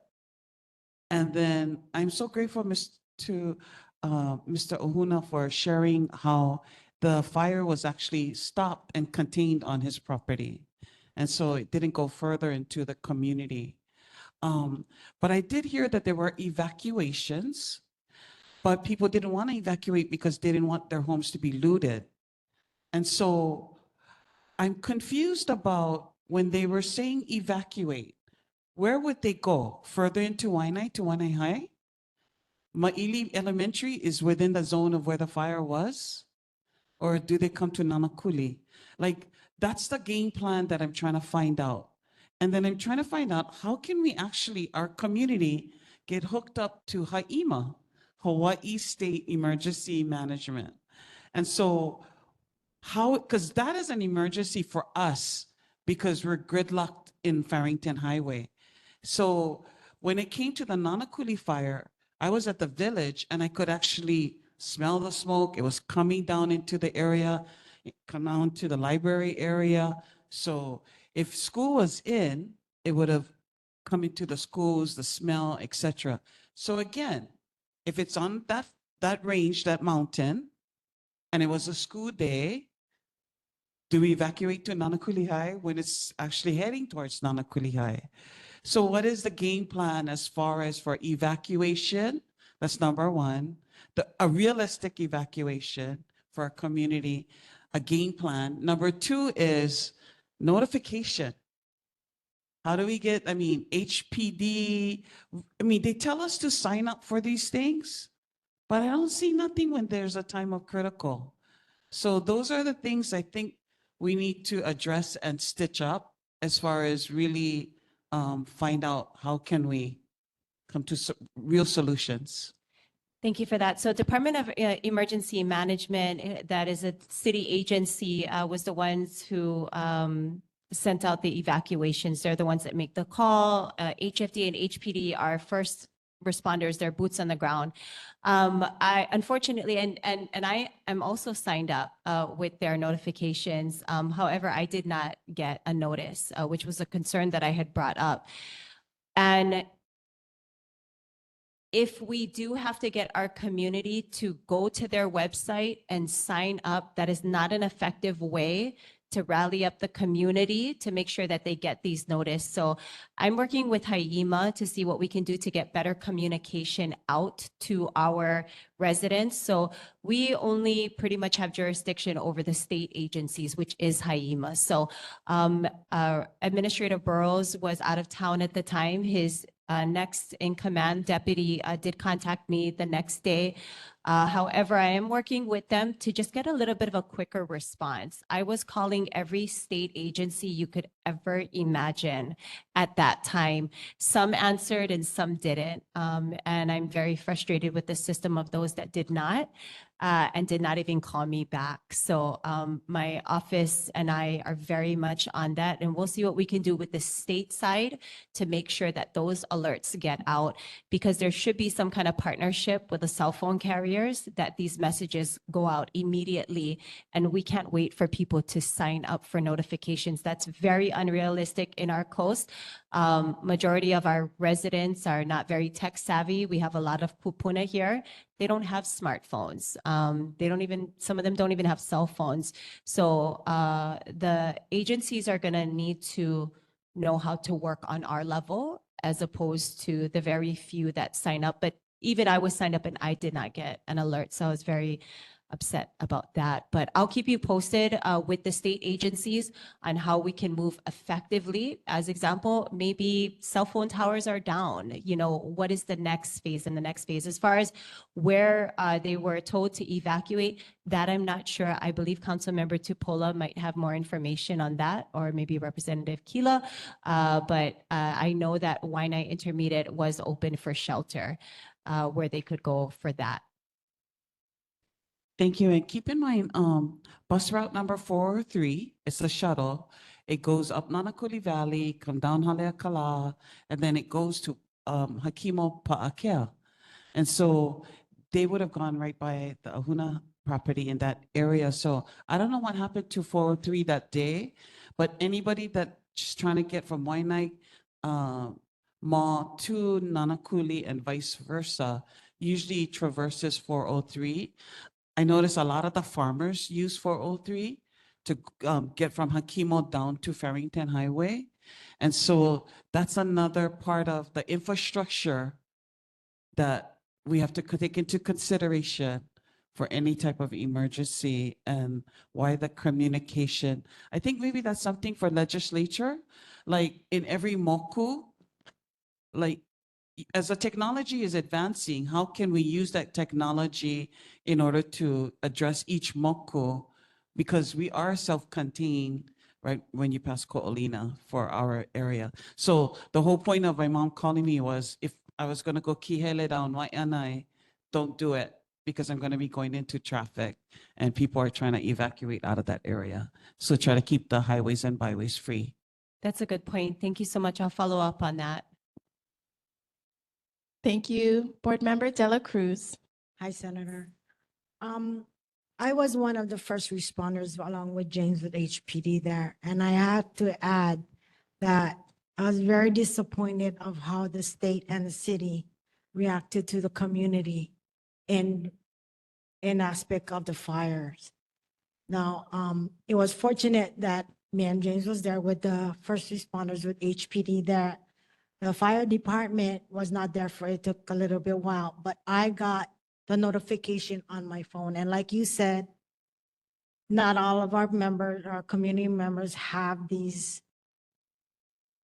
notification options and whatnot. And yes, there were a few that did not want to leave there, but marshals were already on boots on the ground as well. So as we went and evacuated some people, I assured them that we have marshals, so no looting was allowed and whatnot. What did come about was the Lahaina fire. So I had to assure some of them that were on the Miley's elementary roof that we don't need to have them falling down, and we got to get, ambulance through and whatnot. We need to deal with the fires. But in that regards, I was disappointed in that sense because there was no plan for our community to head to where I was telling them head count, who we missing, and that's how we found out the lady was missing and who was missing. Told the fire department who name they had to yell out for. I got the veterinarians, the vets there to get leashes and whatnot. Unfortunately, we lost one. Fortunately, I got some Aloha Freedom. I'm sorry, I can't remember her name, but Laura helped in that sense to secure animals that are walking around with cat them and everything there. It was contained to a source that was after 4 or 5 hours that after speaking with Chris, can you open up where we need to go? But if the fire hit that direction, Waianae Intermediate need to be opened up, which it was going already Nānākuli side. So by then it was catching in the middle. So yes, when the fire was going on, I was on the phone with Chris Morioka and I said, hey, what you doing? I know I sent you there to go talk to the guys up there. You know them better than I do. He was on his bulldozer making the fire line. I didn't expect him to put his life on the list, rest as me. I said, okay, dude, I'll see you in a little bit next. That's how the story went. Yes, I was with Ahuna Willie afterwards on the phone, assuring him we got all of them family members. We're looking and still yet for the animals. But I'm looking at found now to the state and city and county, even with the governor. I'm holding my breath. I gotta do more better. There was no siren. I seen the fire department working bust their butt. But please have a little better way because we only get one way in, one way out. That's all I gotta say. Thank you. Heard. And thank you very much for being boots on the ground that day. And Board Member Cowles. Yeah, like Blessing said, that her and I went door to door, pounding on the doors, pounding on the windows to get the people out. The police department had a hard time getting the people out because the people weren't listening to the police department. So They came to me and asked me if, since I live in the community, if I could help him move people out. So that's what we did. But my concern was, we got all the people out, but the only place I could think of that they could go was Mighty Elementary School. There was no word about setting up a shelter or anything until an hour later. And that was at Waianae Elementary, or intermediate, I'm sorry. But none of the people knew. We didn't even know. Everybody just looking at each other. Okay, where we supposed to go? Where we gotta go? Where's the emergency shelter? And everybody thought it was at the Miley Elementary, but he cannot put it there because it would have been in the path of the fire. But my concern is they got to get, I don't know, some kind of more communication with some. God forbid if that does happen again, they got to get more communication set up.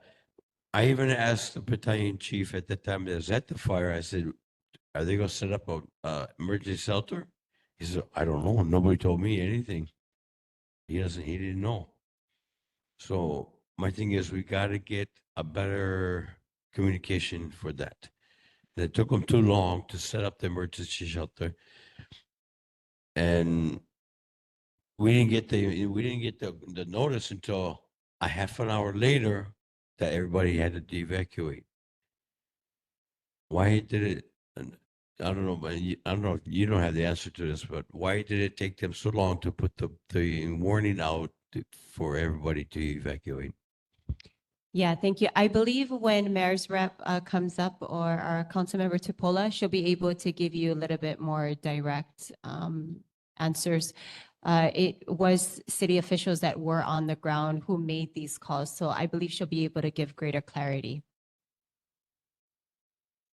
Thank you. Any further questions from the board for Senator Decourt? Seeing none, thank you, Senator. Thank you. Oh, Senator, there's one more question from the community. Salcedo's. Please unmute. Senator, I just want to thank you for being hands-on, hands-on boots there. And just want to inform some people that some of the kupunas, like I said, they have landlines. But when the electric is turned off, they cannot use the landlines. And some of the kupunas there, they got a hard time hearing. So we got to think, because one of the kupunas I knew that did not know anything, and she tried to get transportation. And there's no way in her getting a handy van to her because the handy van was packed. So when you have disabled kupunas, how is that going to be, taken care of? That's one of the things we need to know. It has to be addressed because there is a kupuna that heard about it and smelt the fire, but she had to turn around and contact one of the neighbors, and then the neighbors had brought her to safety. So I was very, very grateful because she tried to call the handy van because she's disabled, and she was unsuccessful. So that is a lot of concern. So the rest of them is going to be divert to Councilwoman. Mahalo for your communication.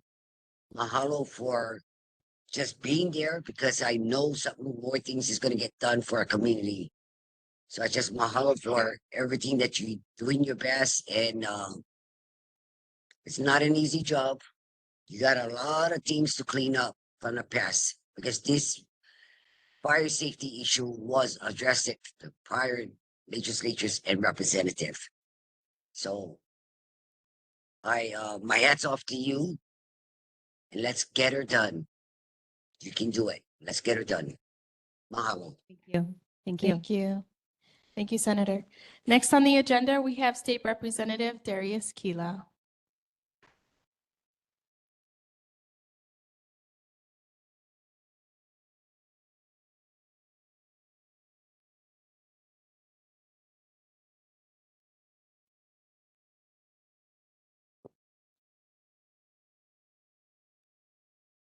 Hi, board.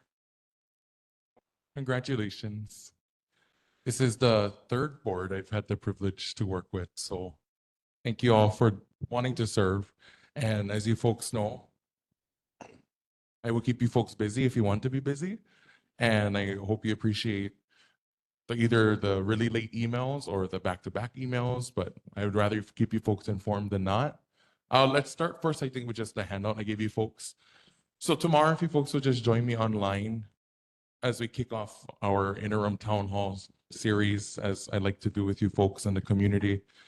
I really want to talk about McKinney-Vento Act, and just more so as we head right into the school season. I'm really trying to learn and dispel, I want the community to learn and dispel how much services they're leaving on the table and qualifying for McKinney-Vento. So we're gonna have DOE come on with us to actually talk about it. You don't have to have children to be there. I actually would hope that we could build a network of folks who understand McKinney-Vento to actually be advocates for the community. So if you folks will join me online tomorrow for that one. And then on the back part, I gave you folks my town hall schedule as it sets. I may or may not add things as we go along the way as it arises, but that's kind of what we're gonna sit at. So at the end of this month, also we're changing locations. We're gonna do it here in the library because of the AC. I know it gets really hot at the high school. So I do want to do it here for that reason. And Olelo will still be live streaming again for folks who can't make it. So end of this month, I have DOT coming out.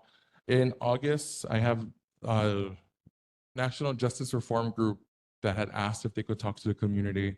And I told them I'd be more than happy to sponsor a town hall. I think when we talk about ways of addressing chronic crime, especially amongst youth, it's important, I think, to look at data. And they have that data, especially doing a collection here in Hawaii. So that one will be here at the library. And then in September, we'll be at Maili Learning Center, September 25th with Department of Hawaiian Homelands. And then I'm still set for legislators listen in 2026 session, November and October. And this other part of the handout is just talking more so about opting in, if anything, after top of mind regarding what happened in Maili and Nānākuli. Unfortunately, the way that the system does work, it's an opt-in. And I think that more so goes with just complicity and also consent. That's why you have to opt in for those systems.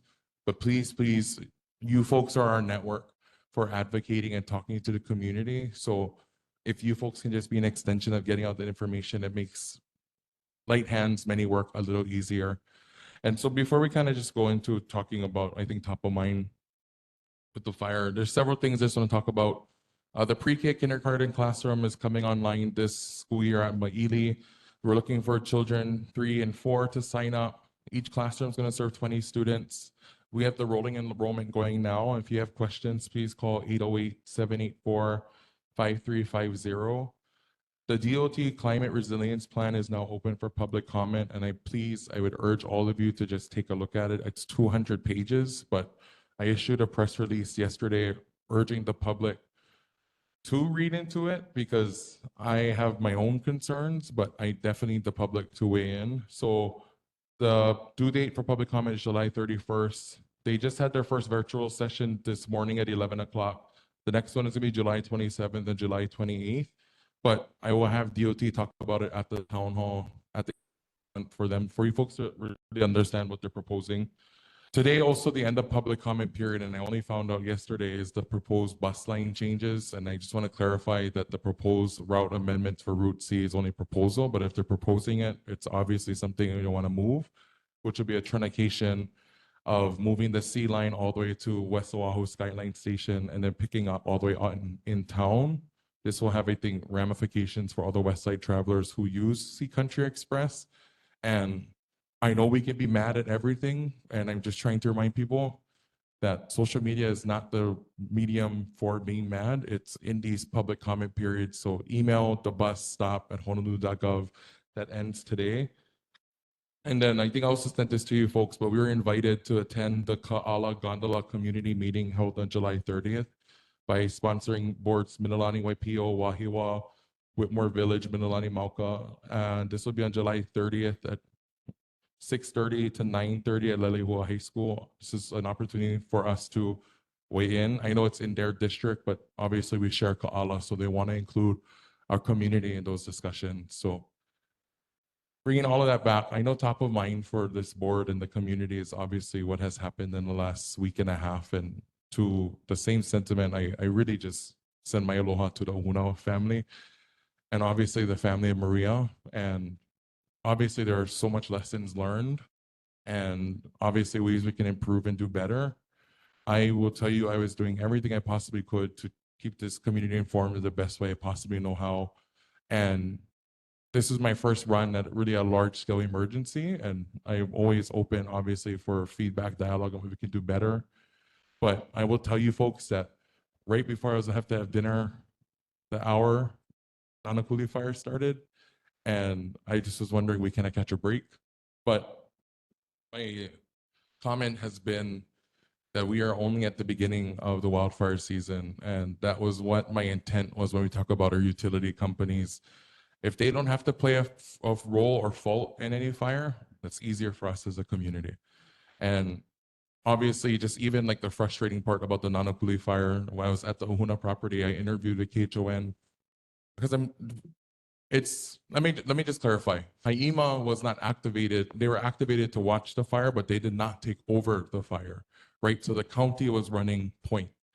So we are at the helm of how the county is going to operate their command center for the fire. And obviously, I think collectively from the West Side delegation, there was large concerns on what was good and what obviously can be done better. Talking about the Nānākuli wildfire, that is exactly the reason why we're taking the jurisdiction away from the county to take it into state hands, to remove the gate up Pākea and upgrade Pākea into the road that it needs to be. But these are the reason why all these things are top of mind for us. And I just continue to urge everyone to really, as Senator had shared, this is it's uncomfortable conversations to have when you start to look at your neighborhood and your neighbors and realize that they can be the determining factor in harming your ohana, your neighborhood, your home. And we're already having some of these conversations in the community where we have neighbors that are frustrated with their neighbors. And I don't want to escalate it to where some of these instances have been issues of notice of violation. But these are the tools that the county has in their Rolodex to make sure folks come into compliance. I also want to remind people that if you don't need your car, you can call and get it towed away for free. I'm very concerned with a lot of the junk cars that sit on our small roadways in and out throughout the homesteads and our communities in Maili. And when we're trying to evacuate, these can all play a detrimental role and concern. And so I do want to thank the first responders that obviously did so much. And I do want to clarify that when Maili was happening, the military was on standby to open Kole Kole. So they are ready to go in the worst case scenario. So I do want to thank them for that and the partnership that we're working towards. So a lot of these things are happening here, and there are still concerns of every other problem that we're facing here, but I'm doing what I can. And I just thank you folks for willingness to work with me on some of these issues. And to the bus problem, I don't know if you folks remember that first year I did become a bus driver, and I know firsthand why they don't have bus drivers. It's because the schedule is not workable. I worked with some of these kids on these bus routes, and I understand they don't like to get abused by some of the kids on the bus. So I do want to acknowledge though that there was one bill that we passed this year instead of an emergency rule making order that allowed for different bus use, was that it now is codified in statute that they can use different modes of transportation, but it's yet to be seen how DOE is going to activate this. And obviously we're just going to have to wait and see, but it is super frustrating that we've yet to make progress on this contract. And as you folks know, well, maybe not actually, is that when you do state contracts, if you can't actually fulfill the procurement of the contract that you've acquired, you can actually be penalized. And a constant question from my colleagues is, how has this bus contract not been subject to the same rule? Largely, instead of procuring one large bus contract, because now what you are happening is that you have a monopoly of one company who utilizes the contracting for school bus services before you had 5, 6, 7 companies do it. So it's kind of where we're at. It's not an excuse, but it's obviously a large concern of what's happening now, is because now we have one monopoly of a company that won't fulfill everything. So I know we didn't have presentations, so thank you for allowing me just to go more into depth of everything that's going on. And please, will answer any questions you folks have. Thank you, Representative Kila. Taking questions from the community. Any questions from the community for Representative Kila? Salcedo's online. Mahalo. First of all, I want to say mahalo, Killer Boy, for you know, considering everything what your community has concerns on, and I wish you luck because it's a tough thing you folks have to deal with because it's a city issue we're facing, not a state issue. It's a big city issue. So we, the community, have to wear it heavy on a city. Yes, that's a city issue. But I thank you for, you know, giving us community residents, the whole 96792 hope. That's all we need. We gotta, you're giving us hope. And we have the faith in our state officials to do what they have to do for, you know, for the safety of the community. So mahalo and continue doing your hard work. Mahalo. Thank you, Auntie Kalea. And sorry, Chair, if you would indulge me. I want to express the same sentiment that Senator shared, that between your delegation of just nonstop communication, it was obviously I would say our probably first crack at all of this, and I am thankful for it. There, Kokua, because we were all in different parts of the district when everything was occurring. And I even just want to thank Representative Moroka because he did cross his district boundary to Kokua. But I think same thing, if Waianae had that same matter, we would do the same thing. So I am thankful for them. And obviously, we will have to continue these dialogues. But I want to echo that same sentiment that we did as much as we could together. And so thank you. Thank you. Any further questions from the community for Representative Kila? Seeing none. Questions from the board? Board Member Cowles, Board Member Ayo, Board Member Myers. Thank you, Madam Chair. I just want to say thanks for all your help today on the fire and putting out all the posts, the texts and everything else. Keep doing that. It keeps us informed of what's going on out there. We got other things going on in our life. I know you posted something today about possible change in a bus route. But I think they're talking about eliminating some buses out here and transporting to people to ride the rail. I know they're just talking about it and they haven't set up any bill or anything, but if you can keep us informed about that, I am against that wholeheartedly for this side because we need the bus system for the kupuna. A lot of kupunas use the bus to get to their doctors and stuff.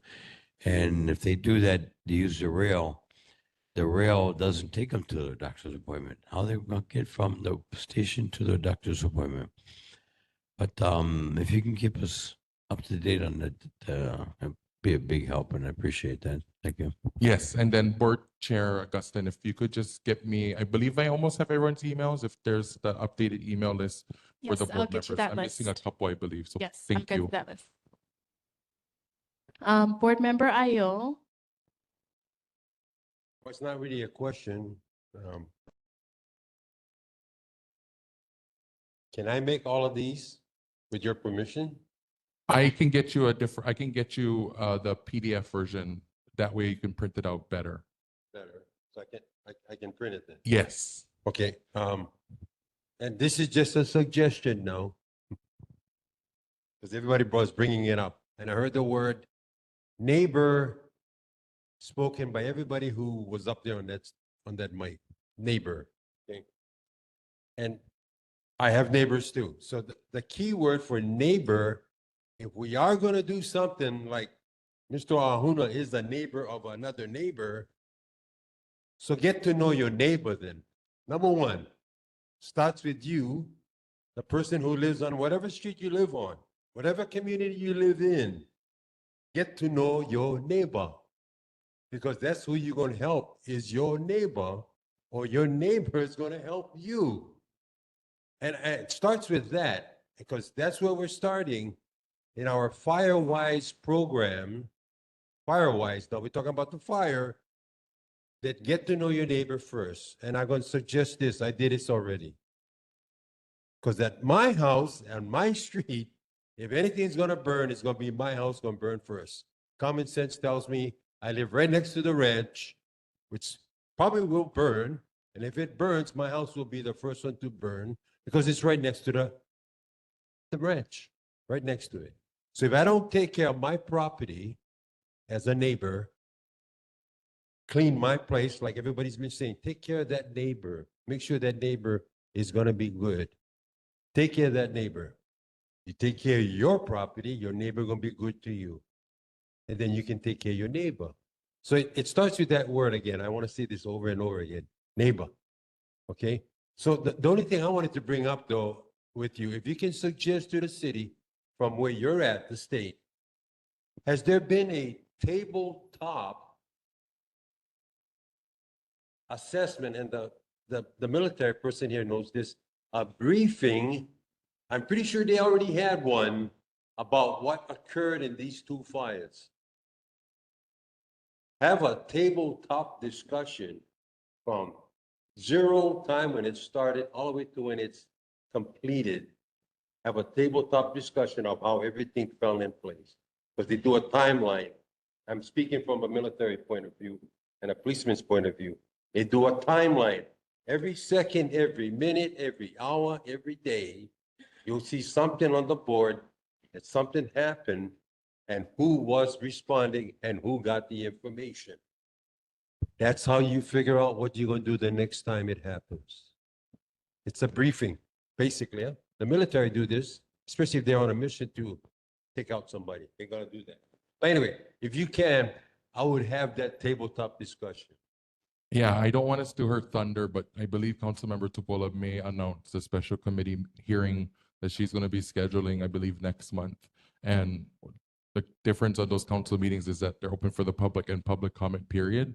And I've been supporting her to make sure that the state partners that were involved do attend so that we can obviously have a comprehensive breakdown. Because if memory serves me right, this is probably in my 3 years serving and even prior, the first evacuation actually ordered in a long time between the one fire and then the Nānākuli fire happening simultaneously. But I believe she's going to share it. And to your point, Uncle Paul, I would love to hear their perspective on how things broke down. Sorry, how things proceeded, not broke down. And I want to say thank you for this. You're welcome, Uncle Paul. Thank you, Board Member Myers. Thank you. And, well, Uncle Paul was saying about this flyer that you shared with us about how to sign up for the city Department of Emergency Management alert system. I've been hooked up to the state. I totally forgot there's a city also. But I guess what we need to know is what does it cover? Because I see here that it says get alerts about severe weather, emergency info, road closures, ocean conditions, water main breaks, and more. But do you know if it's like, if we say we live in zip code 96792, that the alerts would be for, within our community versus the whole island? Do you know if there's a No, difference? I don't, Board Member Myers, and I will be very transparent that even I was under the assumption that state would opt you into county, and I actually was never opted to the county alerts. But it's still not necessarily clear how they want to utilize this because they're advertising it for all these things, but I've yet to see it manifest into that. And to former Board Member Sato's point, there's one app for this. We have Safer Watch to report other crime. And then now we have this. We still have Honolulu 311. I'm very concerned about the silos of everything that exists instead of just a one-stop shop. So I would echo, I think that's the same sentiment. Okay, so I guess that's something for us to investigate into and then get more. I was going to wait to the mayor's rep as well as to city council to get more clarification. And when we had Councilmember Tupola, when our committee on transportation had asked for assistance at the WCEAR, she would not allow me the opportunity to ask the question. She kept going around to everybody else in the Zoom meeting. And when I kept asking, I have a question. My question had to do with alert. If WCEAR roads, like from Sea Country to Hakimo, or from, Lulu Lane Naval, if that access road from there to Helelua, or for the bridge over from, Zablan to Nānākuli Park, if any of those roads were to be open, the gates, how would our community know? She didn't let me ask that question, so I'm hopefully tonight when she comes on or her rep comes on that I can get that answer, because I was never allowed to ask that question. But it's really critical because communication right now is critical. What I've come to realize is I've been on the board for 8 years. And in the 8 years' time, we've never had the kind of nationwide weather changes that we see, flooding, that what's happening in the mainland. So you're the third year, Senator Decourt is first year, as well as Muraoka is the first year. City Councilwoman has been in the representative seat for District 44, and then now she's in our City Council seat. This is her 5th year. And so these issues are going to get more, because we're looking at, global warming. So what I'm trying to say is that you guys have a different type of community than what the communities of the past, because I don't ever recall we having these kinds of concerns of evacuation, alertness, all those kind of stuff. So I guess it's something that for moving forward, we really need that engagement to get these systems to work for our community, especially if money is not going to be placed into our community for a second access road out of the coastline other than Farrington Highway.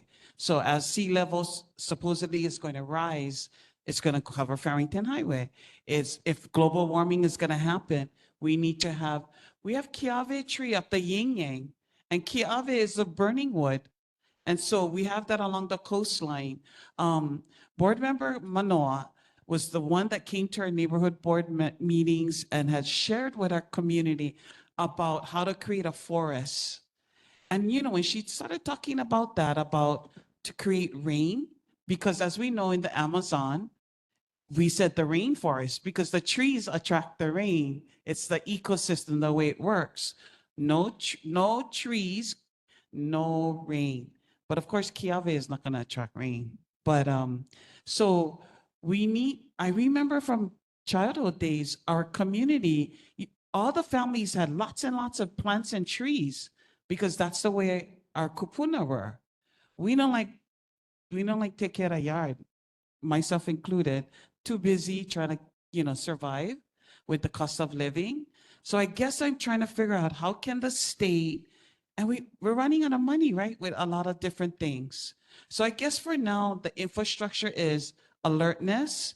If we can get Haima and the city to talk, narrow it down to 96792, because every community got to be concerned about their own community.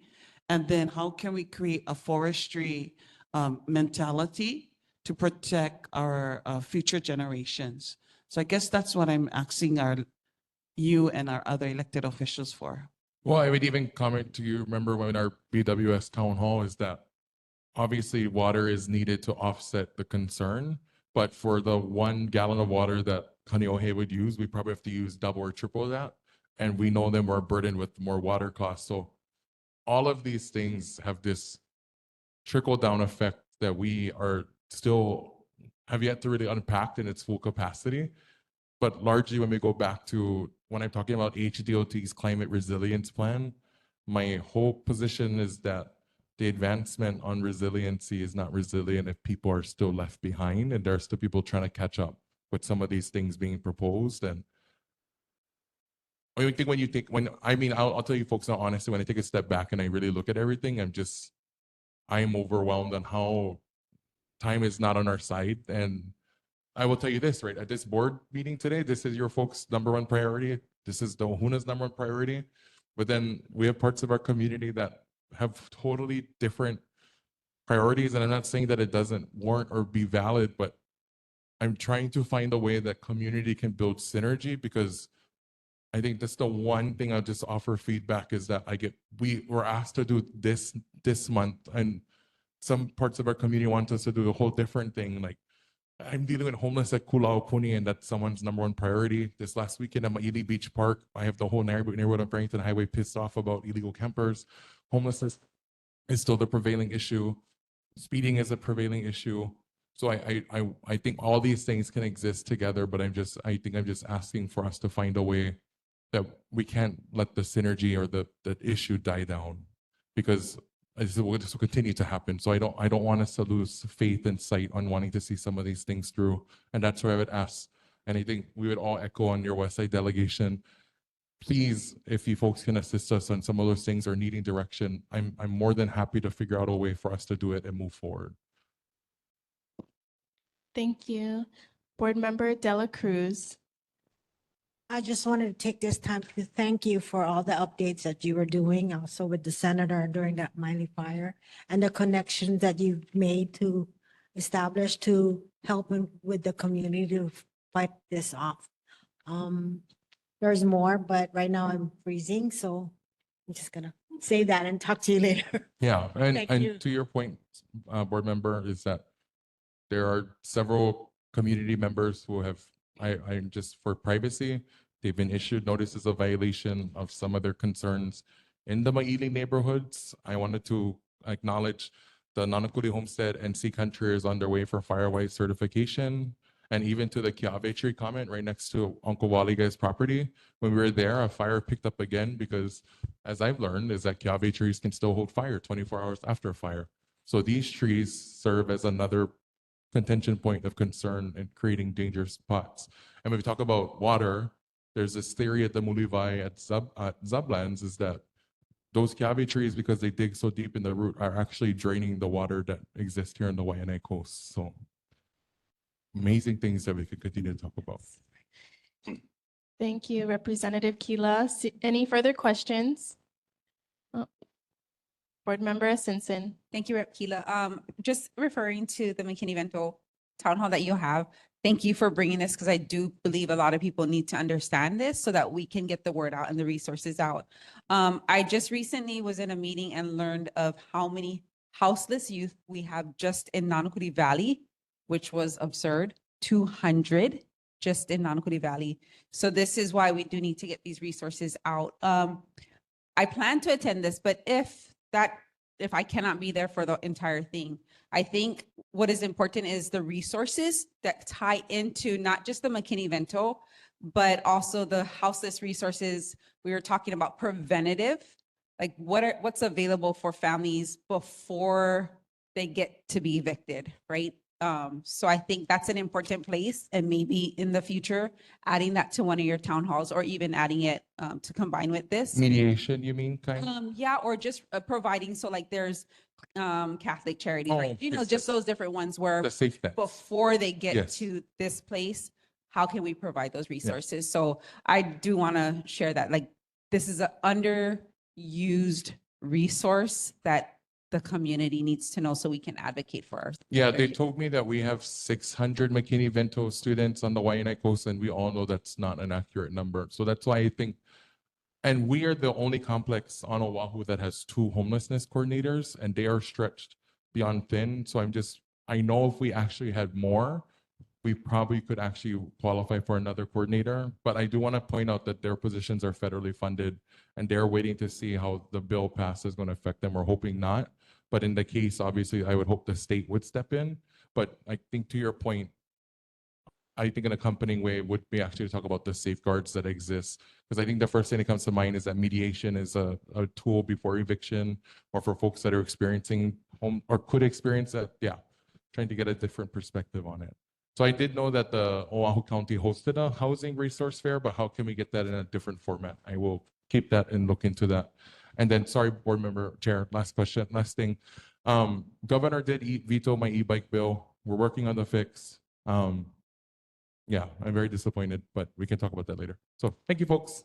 Thank you, Representative Kila. Appreciate you. Next on our agenda, we have Department of Hawaiian Homelands Representative Diamond Badajos online. Aloha Chair, Board, and community members. My name is Diamond Badajos, Information and Community Relations Officer at the Department of Hawaiian Homelands. First off, congratulations on our new board. And to address Board Member Myers' concern that she brought up last month about how many of the lease awards would actually turn into land awards, the answer that I was given is that they all will eventually.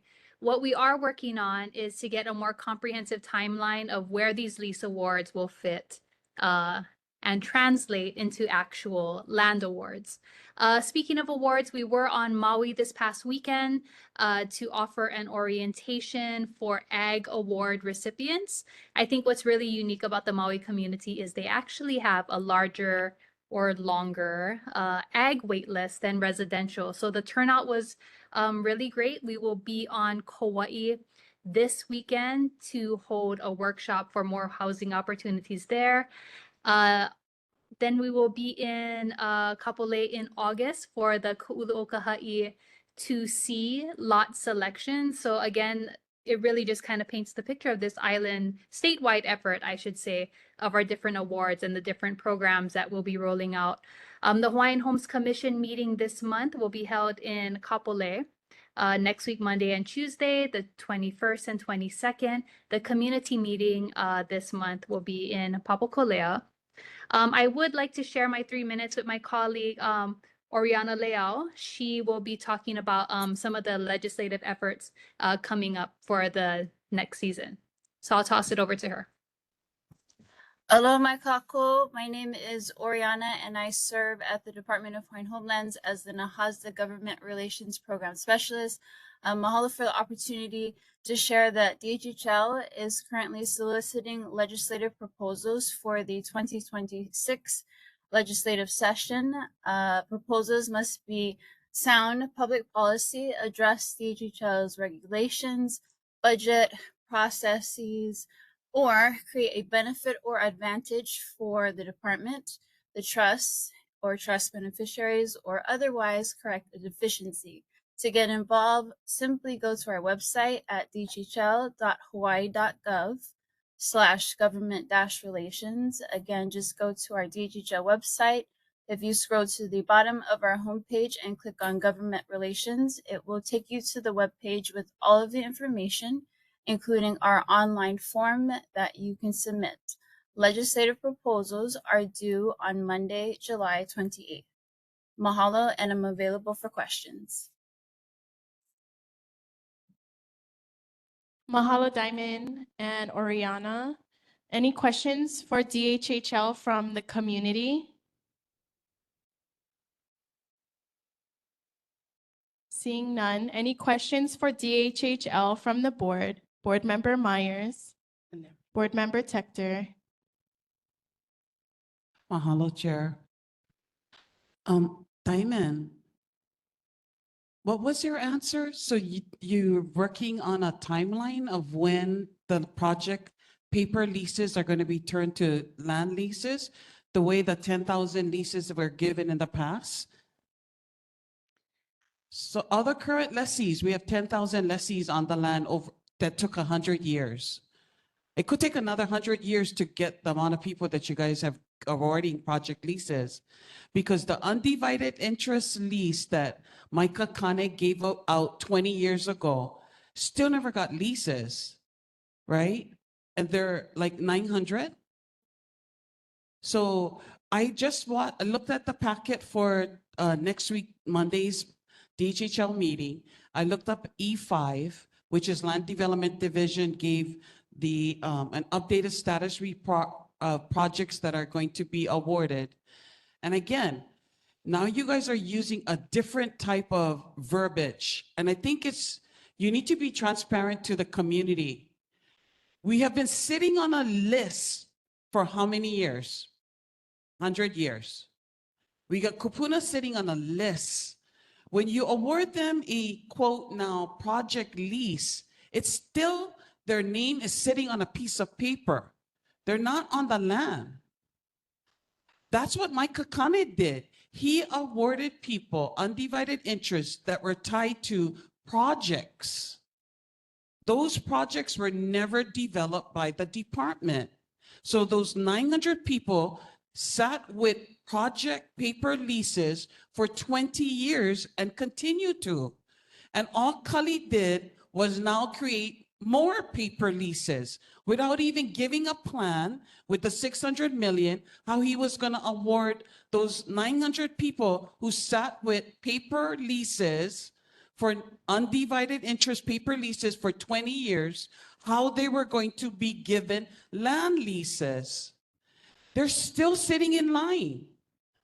The way the 20 years those people sat with Micah Kane's quote, undivided interest, but there were projects, they were tied to projects. If you look at the historical record, they were attached to projects. Now DHHL is gaslighting our community, Native Hawaiians, giving them the impression that they're going to get awarded a land lease, but they're not getting the land. All those projects were project leases, project leases, project leases. He's going to leave the department with the next chair and the next commissioner and the next state representatives to find funding for all these things, no different than Micah Kane did 20 years ago. So I just behooved that you guys are keep giving the impression to the Native Hawaiians that you're going to get the land, but you're now giving them a new word. Instead of saying undivided interest before, they're going to go, oh, those guys 20 years been sitting with undivided interest. Now you're calling them project leases. All up and down E5 is project lease here, project lease there, project lease there. They are not land leases. They're paper leases. So they're just, you're going to sit there and wait till that project is developed, and then you're going to be awarded the land. That's the false perception to the same people that were given those paper leases 20 years ago. Then you added a new problem. You're saying rent to own. Why are we giving the developers the money to create rentals that we're going to have, by the time we pay off the rental 20 years from now, we got a 20-year-old project of infrastructure that we're going to buy from them? Board Member Myers. At the inflated rate? State your question. Okay, so those are my questions. Mahalo. I can provide to you for Ka'ulo Kaha'i Phase 2 that there will be undivided lease awards in that one. Those who were awarded the project leases earlier this year will also get awarded in that selection as well. That's why I had asked you for a report so that we can see how much of the undivided interest people, when they were awarded their lands, because they were sitting every month. I look at Juan Garcia's report in the Homestead Services Department. His report shows us how the undivided interest, who jumped off because they tired waiting or they passed away, who passed it on to their child, because when you get this paper, you can pass it on to your child. But when your child can actually live on the land, nobody knows. So that's why I had asked you, not last month, I actually asked you at the beginning of the year in February, and we're in July. I asked you in February and you never came back and gave us an answer. So when you finally came back to our meeting last month, I asked you the same question I asked you in February. And it's not a hard thing, because if you guys are projecting these projects, then you guys should be able to give answers. Because a developer of a land can tell you, with this amount of money, I can do this.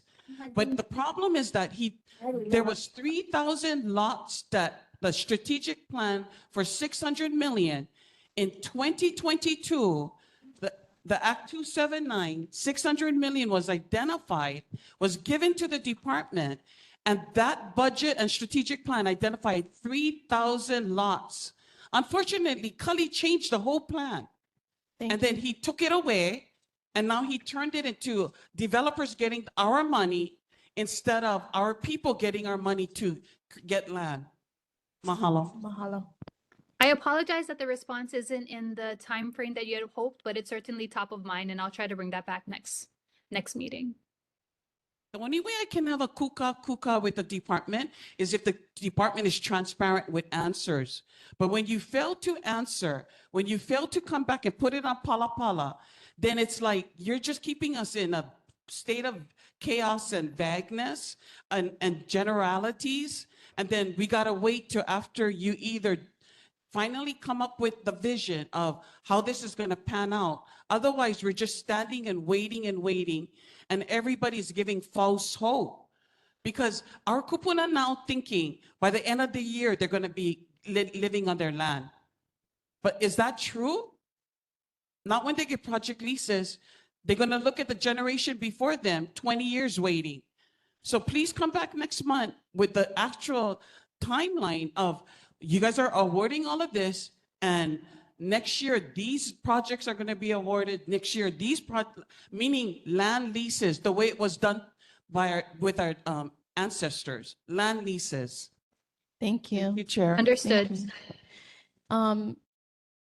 Yeah, Diamond, if you can go ahead and send that to us as soon as it's available prior to our next board meeting so that we can release that in advance to the community and the board. Thank you. Next, Got it. we have Board Member Tector, Board Hi, Member Dela Cruz. Thank you, Chair.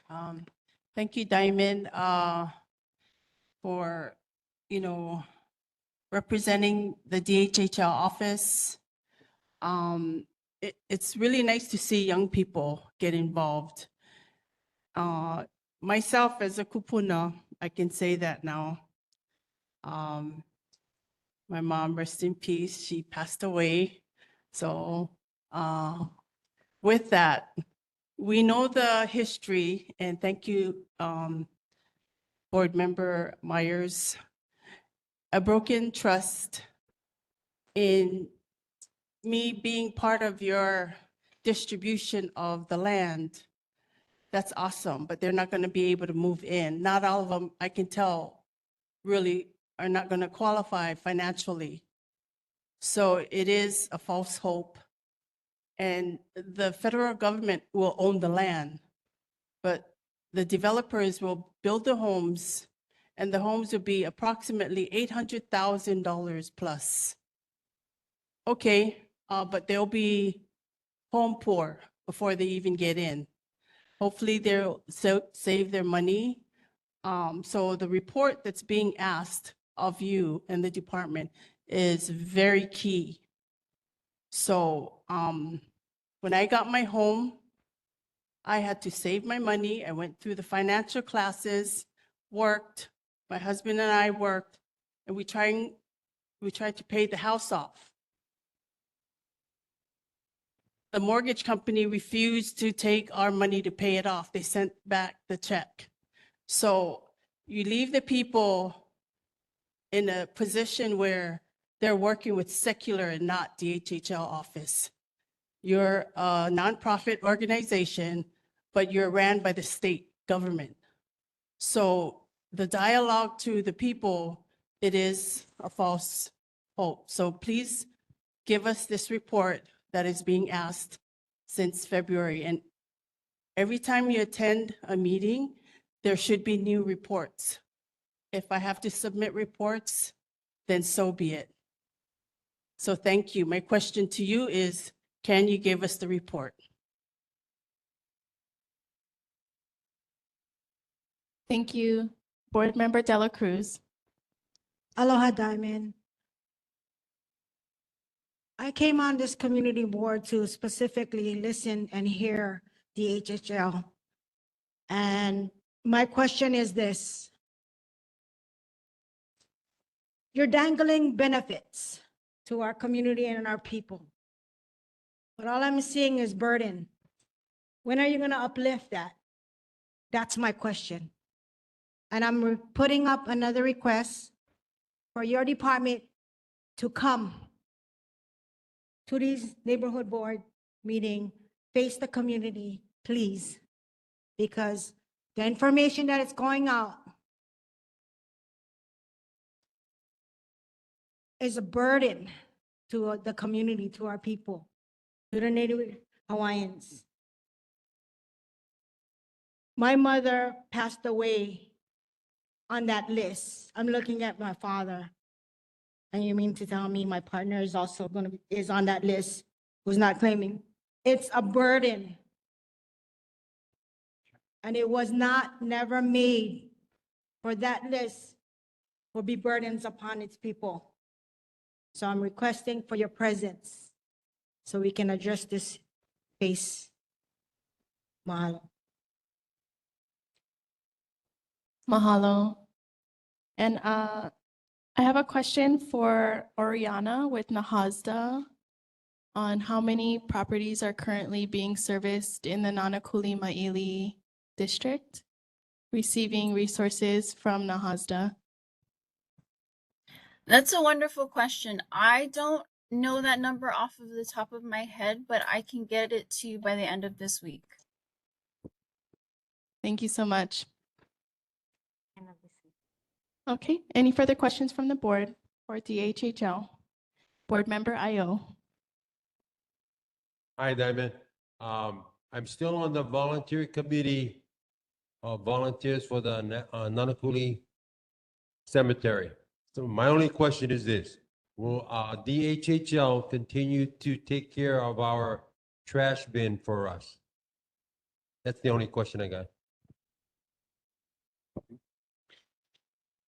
I would need to refresh my memory on the trash bins conversation, as I know we were kind of going back and forth whether it was going to be with the state or with the city. So let us, yeah, certainly get back to you on that one. Okay, thank you. I appreciate it. Thank you. Thank you. Thank you for your time, Diamond and Oriana. Mahalo. Thank you. Moving on to the next item on the agenda, we have Mayor Rick Blangiardi's representative, Ted Hayden. He is not available to present this evening. They did provide a letter with updates, and due to time, I will refer that letter to the board this evening for you folks to get updated. If you have questions, you can refer back directly to the mayor's office. Council Member Tupola. Andrea Tupola's representative, Kika, is online with us this evening.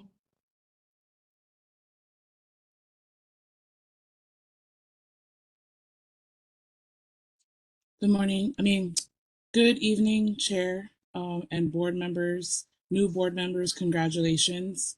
And thank you guys for your service and for serving on our board for our community. Really appreciate that and your time.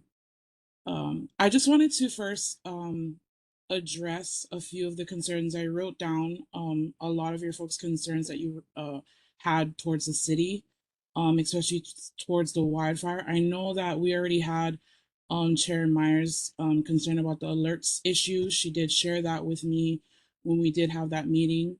A lot of that I wanted council member, she wants to do an update on that. But I wanted to share a message that she did have.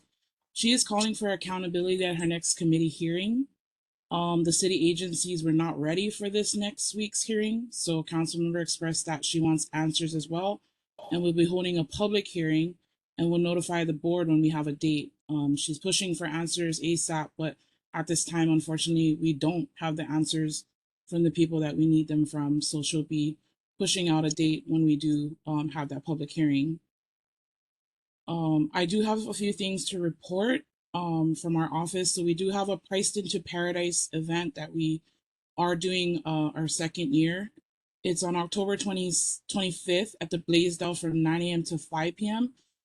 That event is island-wide. It's for anybody, first-time home buyers, renovations, and all of the details of buying a home or property.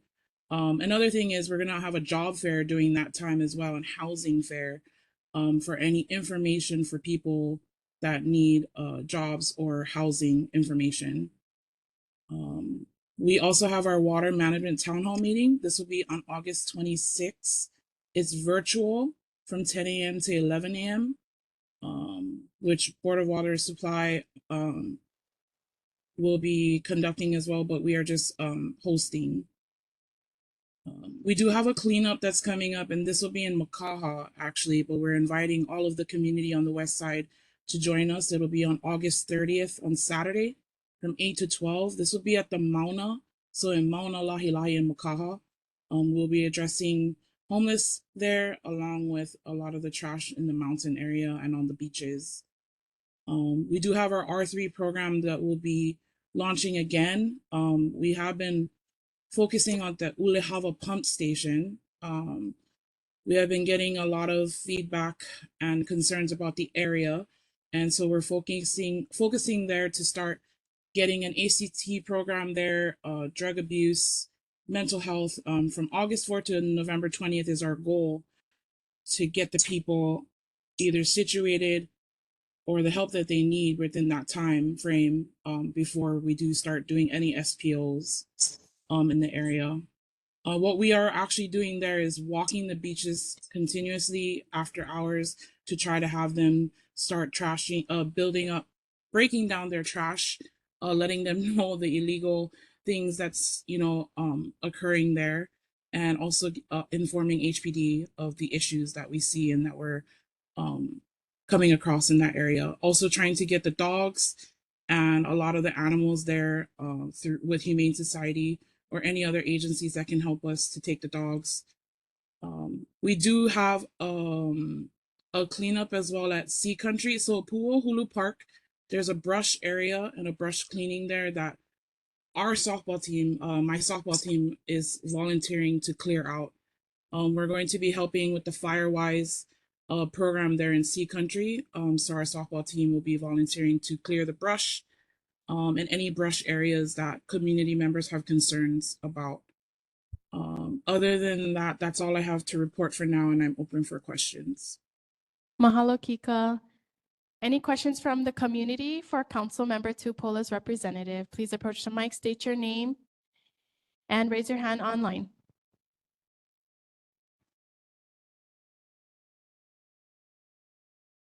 Gary Shinsaro.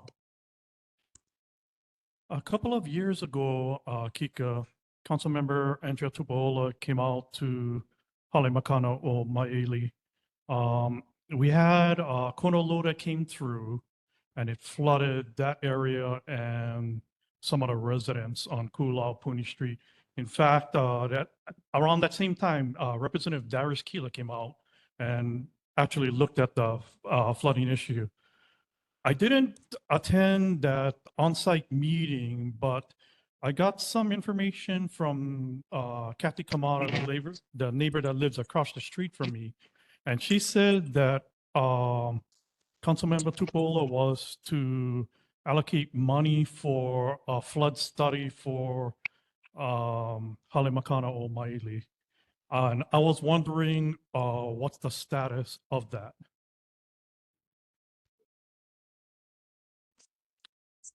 Yeah, so there was actually funds that came in again. So I guess in the first time it was, we worked with board member Corona, and he reached out to us to get an update on that. So when we did, we went back to the city to see if we could renew any of the funding that was going towards that drainage, or what was the updates from the last time.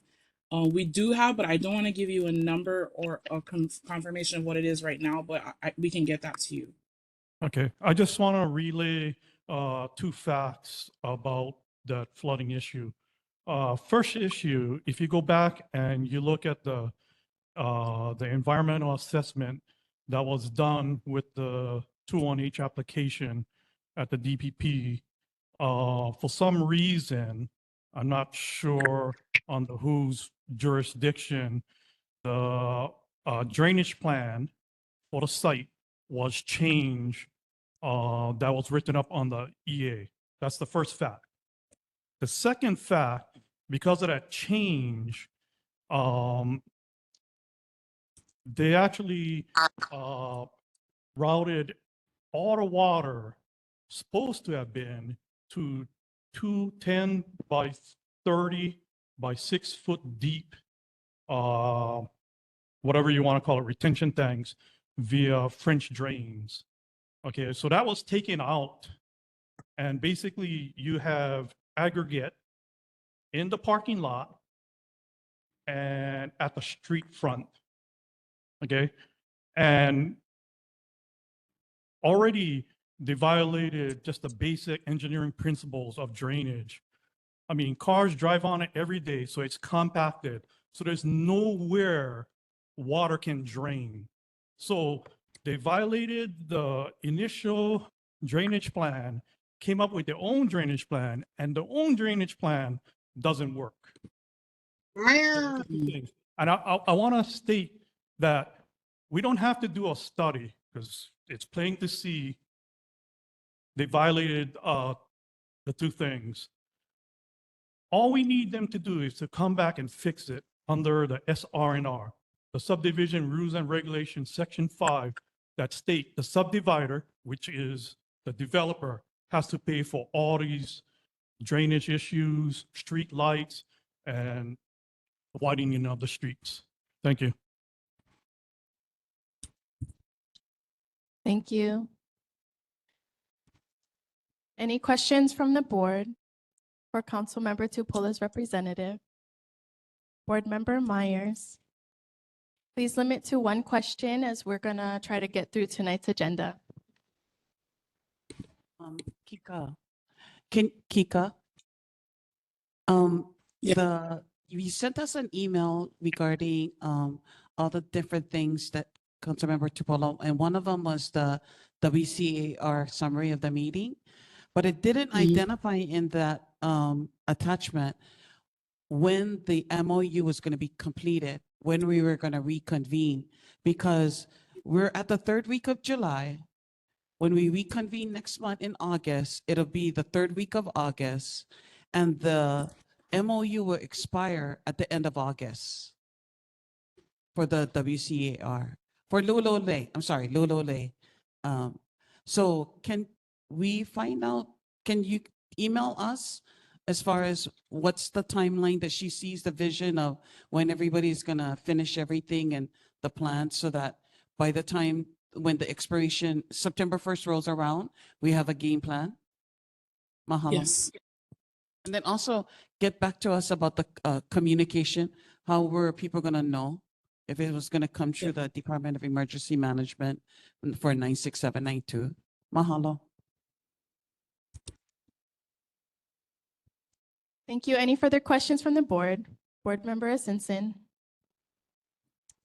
Hi, Kika. Just a real quick question. The Sea Country cleanup, did you give a date on that, or is that just the softball team? Is that a community thing? Yeah, the community is definitely welcome. We have the kids actually doing the cleanup, so it's our whole entire organization, but it's going to be on the 23rd and 24th. It's going to be a 2-day thing, because the machines will come in the beginning, and then the kids will come after to help clear out the areas there. And just for clarity, that is the area that's near the basketball courts in Sea Country Yes. Park? Yes. Awesome. Thank you So very we much. plan to clear that. Oh, sorry. We plan to clear that out. One, because it's brush and the homeless have been setting it on fire, and the brush has just been building up. Second, we just wanted more teams because that was a concern. And then we also talked to Parks for some other plans for that area too. And then our team will also be helping the Sea Country Firewise program there. Thank you. That definitely helps. My home is the street right next to it, so that makes me very happy.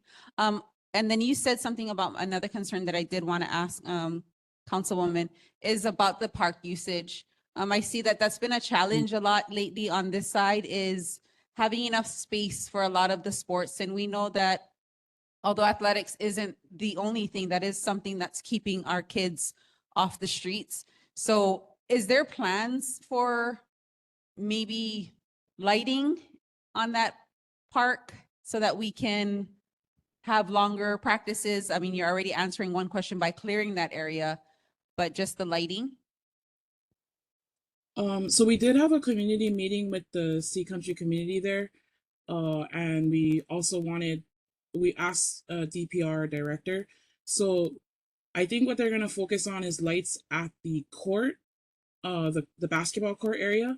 And then Andrea had a plan there's lights that can like illuminate farther enough to the field. So if the light can face outwards, one of the lights or two of the lights can face outwards from the court side, it can hit towards the field. So it'll be enough lighting for the kids to play a little later than 7 or yeah. Thank you. Thank you so much, Kika. We appreciate your update and look forward to getting continued responses and members of the community out to support your cleanups. Thank you. Next on our agenda, we have Board of Water Supply, Steve Nordstrom, online. Hi, good evening, members. I'm Stephen Nordstrom from the Board of Water Supply. For our monthly announcement, there was no main breaks to report last month. Our announcement this month is to remind you of our annual Unthirsty plant sale. Going to be at the Halaba Xeriscape Garden. That's at the end of Eva Anna Street. It's going to be the first Saturday of August. That's August 2nd from 9 to 1. It will be a whole lot of fun. Its admission is free, and it will include a variety of xeric plants by local vendors, a team of plant doctors from the UH Master Gardener program with plant care, advice, and information, a bunch of informational booths, and not to mention free soil conditioner. For more information, you can go to our website, boardofwatersupply.com/plant sale. And that is our monthly announcement. Thank you so much, Stephen. Any questions from the community for Board of Water Supply? Seeing none, any questions from the board for Board of Water Supply?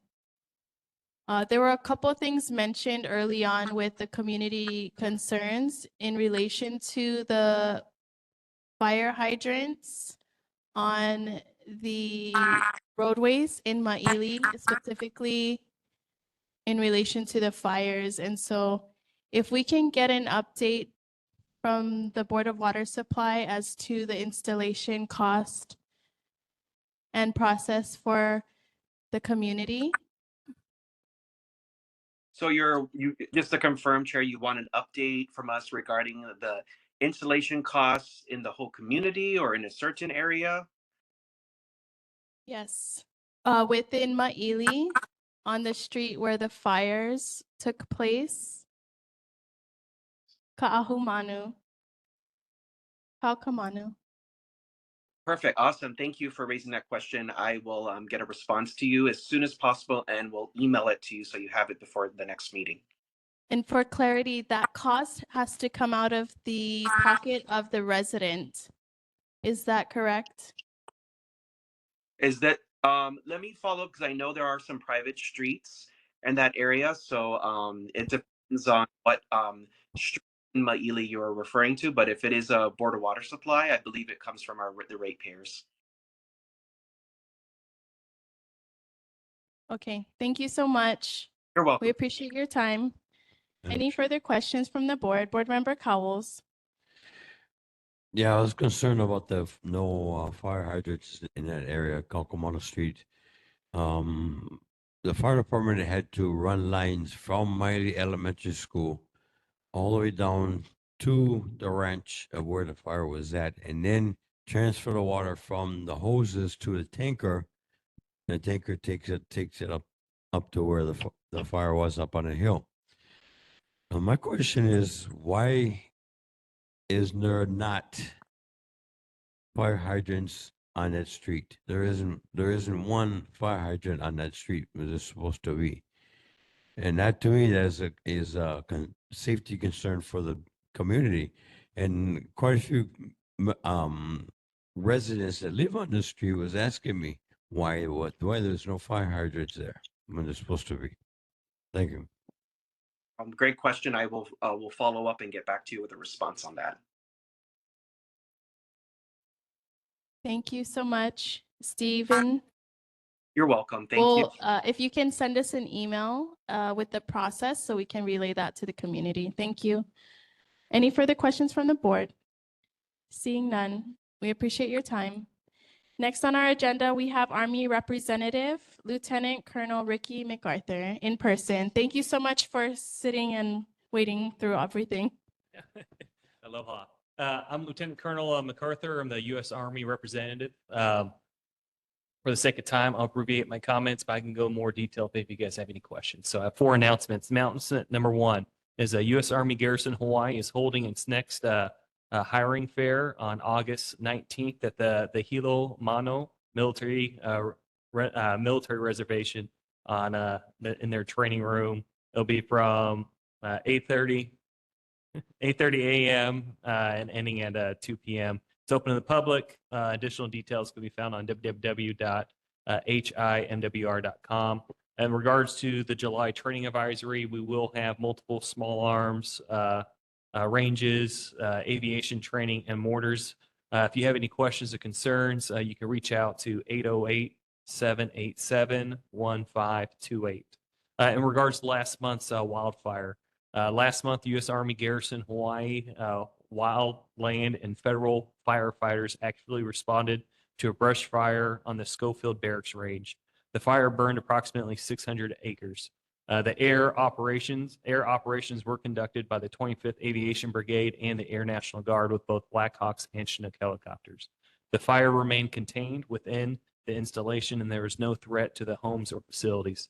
At this time, the cause of the fire is still undetermined and is actively under investigation. We remain grateful for the support of our interagency partners and local communities. And then the last announcement is the 25th Infantry Division will be conducting its annual Joint Pacific Multinational Readiness Center training exercise in the month of August and November. Normally that means additional traffic on Oahu and noise during the training event. As more details come up, I'll present to the board. So opinion your questions. Thank you so much. Any questions for the Army from the community? Seeing none, any questions from the board? Yes. Board I have a Member De La question. Cruz. 600 acres, was there any reports of what started that fire on that side? No, there's still under investigation, immediate, like the normal things that would cause a fire. It was, no, I don't have an answer. Okay. Talking to the commanders that do the range of type of munitions that are known to cause it were not used that day. So they're actively investigating it. That's about much as Okay, I would have. it be where Miley started the fire and then Nānākuli and then Punya's one, Schofield? Or was it in between those two fires? Not Miley. The Schofield fire was about mid-June. It was prior to the two wildfires here. And it was on the north side of Schofield Barracks. It was not on the west side. So the mountain ridge would have put a gap between the other two fires from that side then? Is that Right. safely correct? I'm tracking it was in a gulch on the north side of the installation, not near the west side. Well, I appreciate your department giving their hands as well to on our side. Right. Thank you. Thank you. Next on the agenda, thank you so much, Army. Next on the agenda, we have Navy Representative Jewel Felipe. Aloha, everyone. Jewel Felipe representing Joint Base Pearl Harbor Hickam. I am the Community Relations Outreach Manager. I did share slides. I'm not sure if you guys will be able to bring that up or not. Do you know if you'll be able to bring it up, Chair? We don't have our NCO for this evening who received everything. So if you can just give us a verbal update. Okay, yes, you. I'll try to make it real quick. I'm surprised you guys were able to make it to me at all. So thank you for all your patience. So I'm going to start off with a question that board member had about Lu'alu'ale. It took some digging, and I do admit I got some help from Uncle Vic. And we did find out that in 1929, the Navy purchased over 8,000 acres of the McCandless estate. At that time, it was being used as a cattle ranch at fair market price. Before I move on, is there any questions regarding that answer? Thank you. Thank you for that report. Okay. And then I also submitted some images too, and then Chair can provide those as well if you want to read more in details. On top of that, last time I did mention that the Trusted Traveler program was temporarily suspended, but now it is actually reinitiated as of Monday, July 7th. So what does this mean? Again, as a result, all personnel and visitors are still required to show identification and they may undergo additional screening. Now foreign nationals are allowed to go through the installation, however, also going through the Pass and ID office. And I'll just cut it short for tonight because I know you guys are all waiting and nothing more from me unless you guys have any questions. Thank you so much, Jules. Any questions from the community for the Navy? Seeing none, any questions from the board for the Navy? Seeing none. Thank you so much, Jules. We appreciate you staying online with us this late in the evening. Thank you. Next on the agenda, we have the initial convening and board business. Please bear with me as we try to get through the agenda within the next 6 minutes. Meeting date, time, and location. The Nānākuli Ma'ili Neighborhood Board number 36 currently meets on the third Tuesday of the month, 7 p.m. at the Nānākuli Public Library. This date, time, and location will remain. Okay, so Chair, I so move that the Nānākuli Maile Neighborhood Board continue to meet on Tuesdays, the third Tuesdays of each month at 7 p.m. here at the Nānākuli Public Library. Seconded. Motion made by Board Member Myers, seconded by IO. All those in favor say aye. All those opposed say nay. Any abstentions? Motion carries. I will be tabling board recess, adoption of oral testimony rules, and bumping to D, creation of board committee chairs, vice chairs. The Nānākuli Maile Neighborhood Chair will designate committee chairs and vice chairs for the term. I will be reading through a list. If you decline, please indicate immediately so we can get through this list. If you decline the position that is assigned. If not, I will assume you have accepted and move forward to the next committee. First committee indicated is Public Health and Safety Committee. Appointing Chair, Board Member Io. Vice Chair, Board Member Cowles. Education Committee, Chair, Board Member Manoa. Vice Chair, Board Member Asinsin. Accept. Park and Recreation Committee, Chair, Board Member Cowles. Vice Chair, Board Member Asinsin.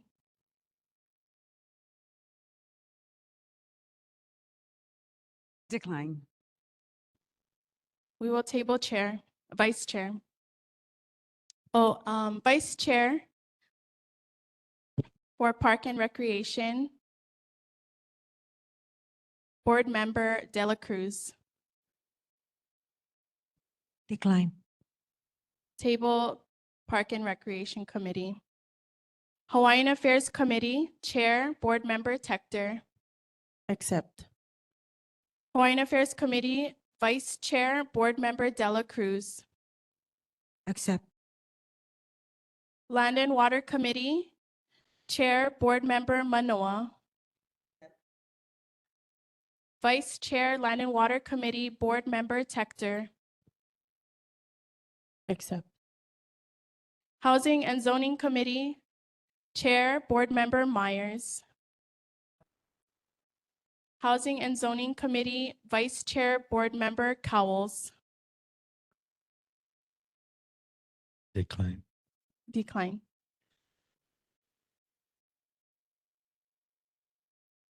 Housing and Zoning Committee, Board Member Io. Vice Chair.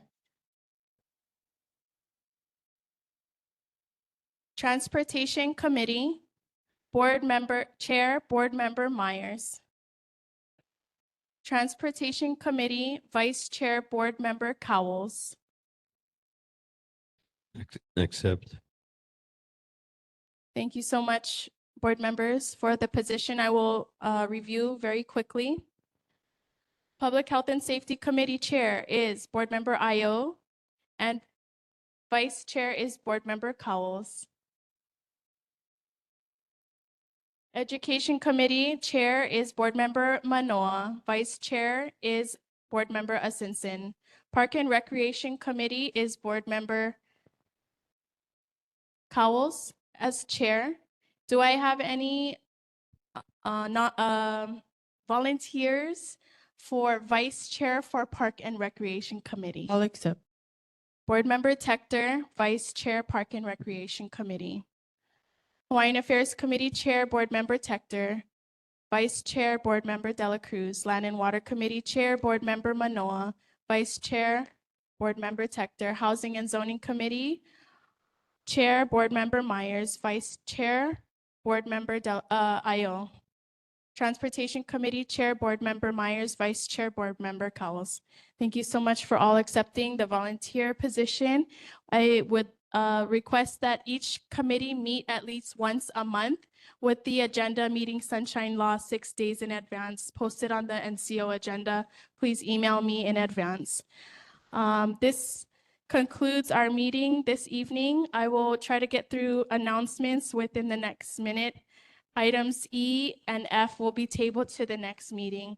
Announcements, Representative Keela's virtual town hall, McKinney-Vento Act in Hawaii will be tomorrow, Wednesday, July 16th, 2025, 6:30 to 7:30 online. American with Disabilities Act ADA Rally Friday, July 25th, 2025, 9 a.m. to 11 a.m. at the Hawaii State Capitol Rotunda. Representative Darius Keela, Department of Transportation Town Hall on Live with Olelo, Tuesday, July 29th, 2025, 6 to 8 p.m. Senator DeCourt, District 22, Legislative Town Hall, Tuesday, August 12th, 2025, 6 to 9 p.m. at Arco Safety Christian Fellowship. And our next regular board meeting will be on Tuesday, August 19th, 2025 at 7 p.m. at the Nānākuli Public Library and via WebEx. Mahalo for staying. We appreciate your time and aloha. This meeting's adjourned.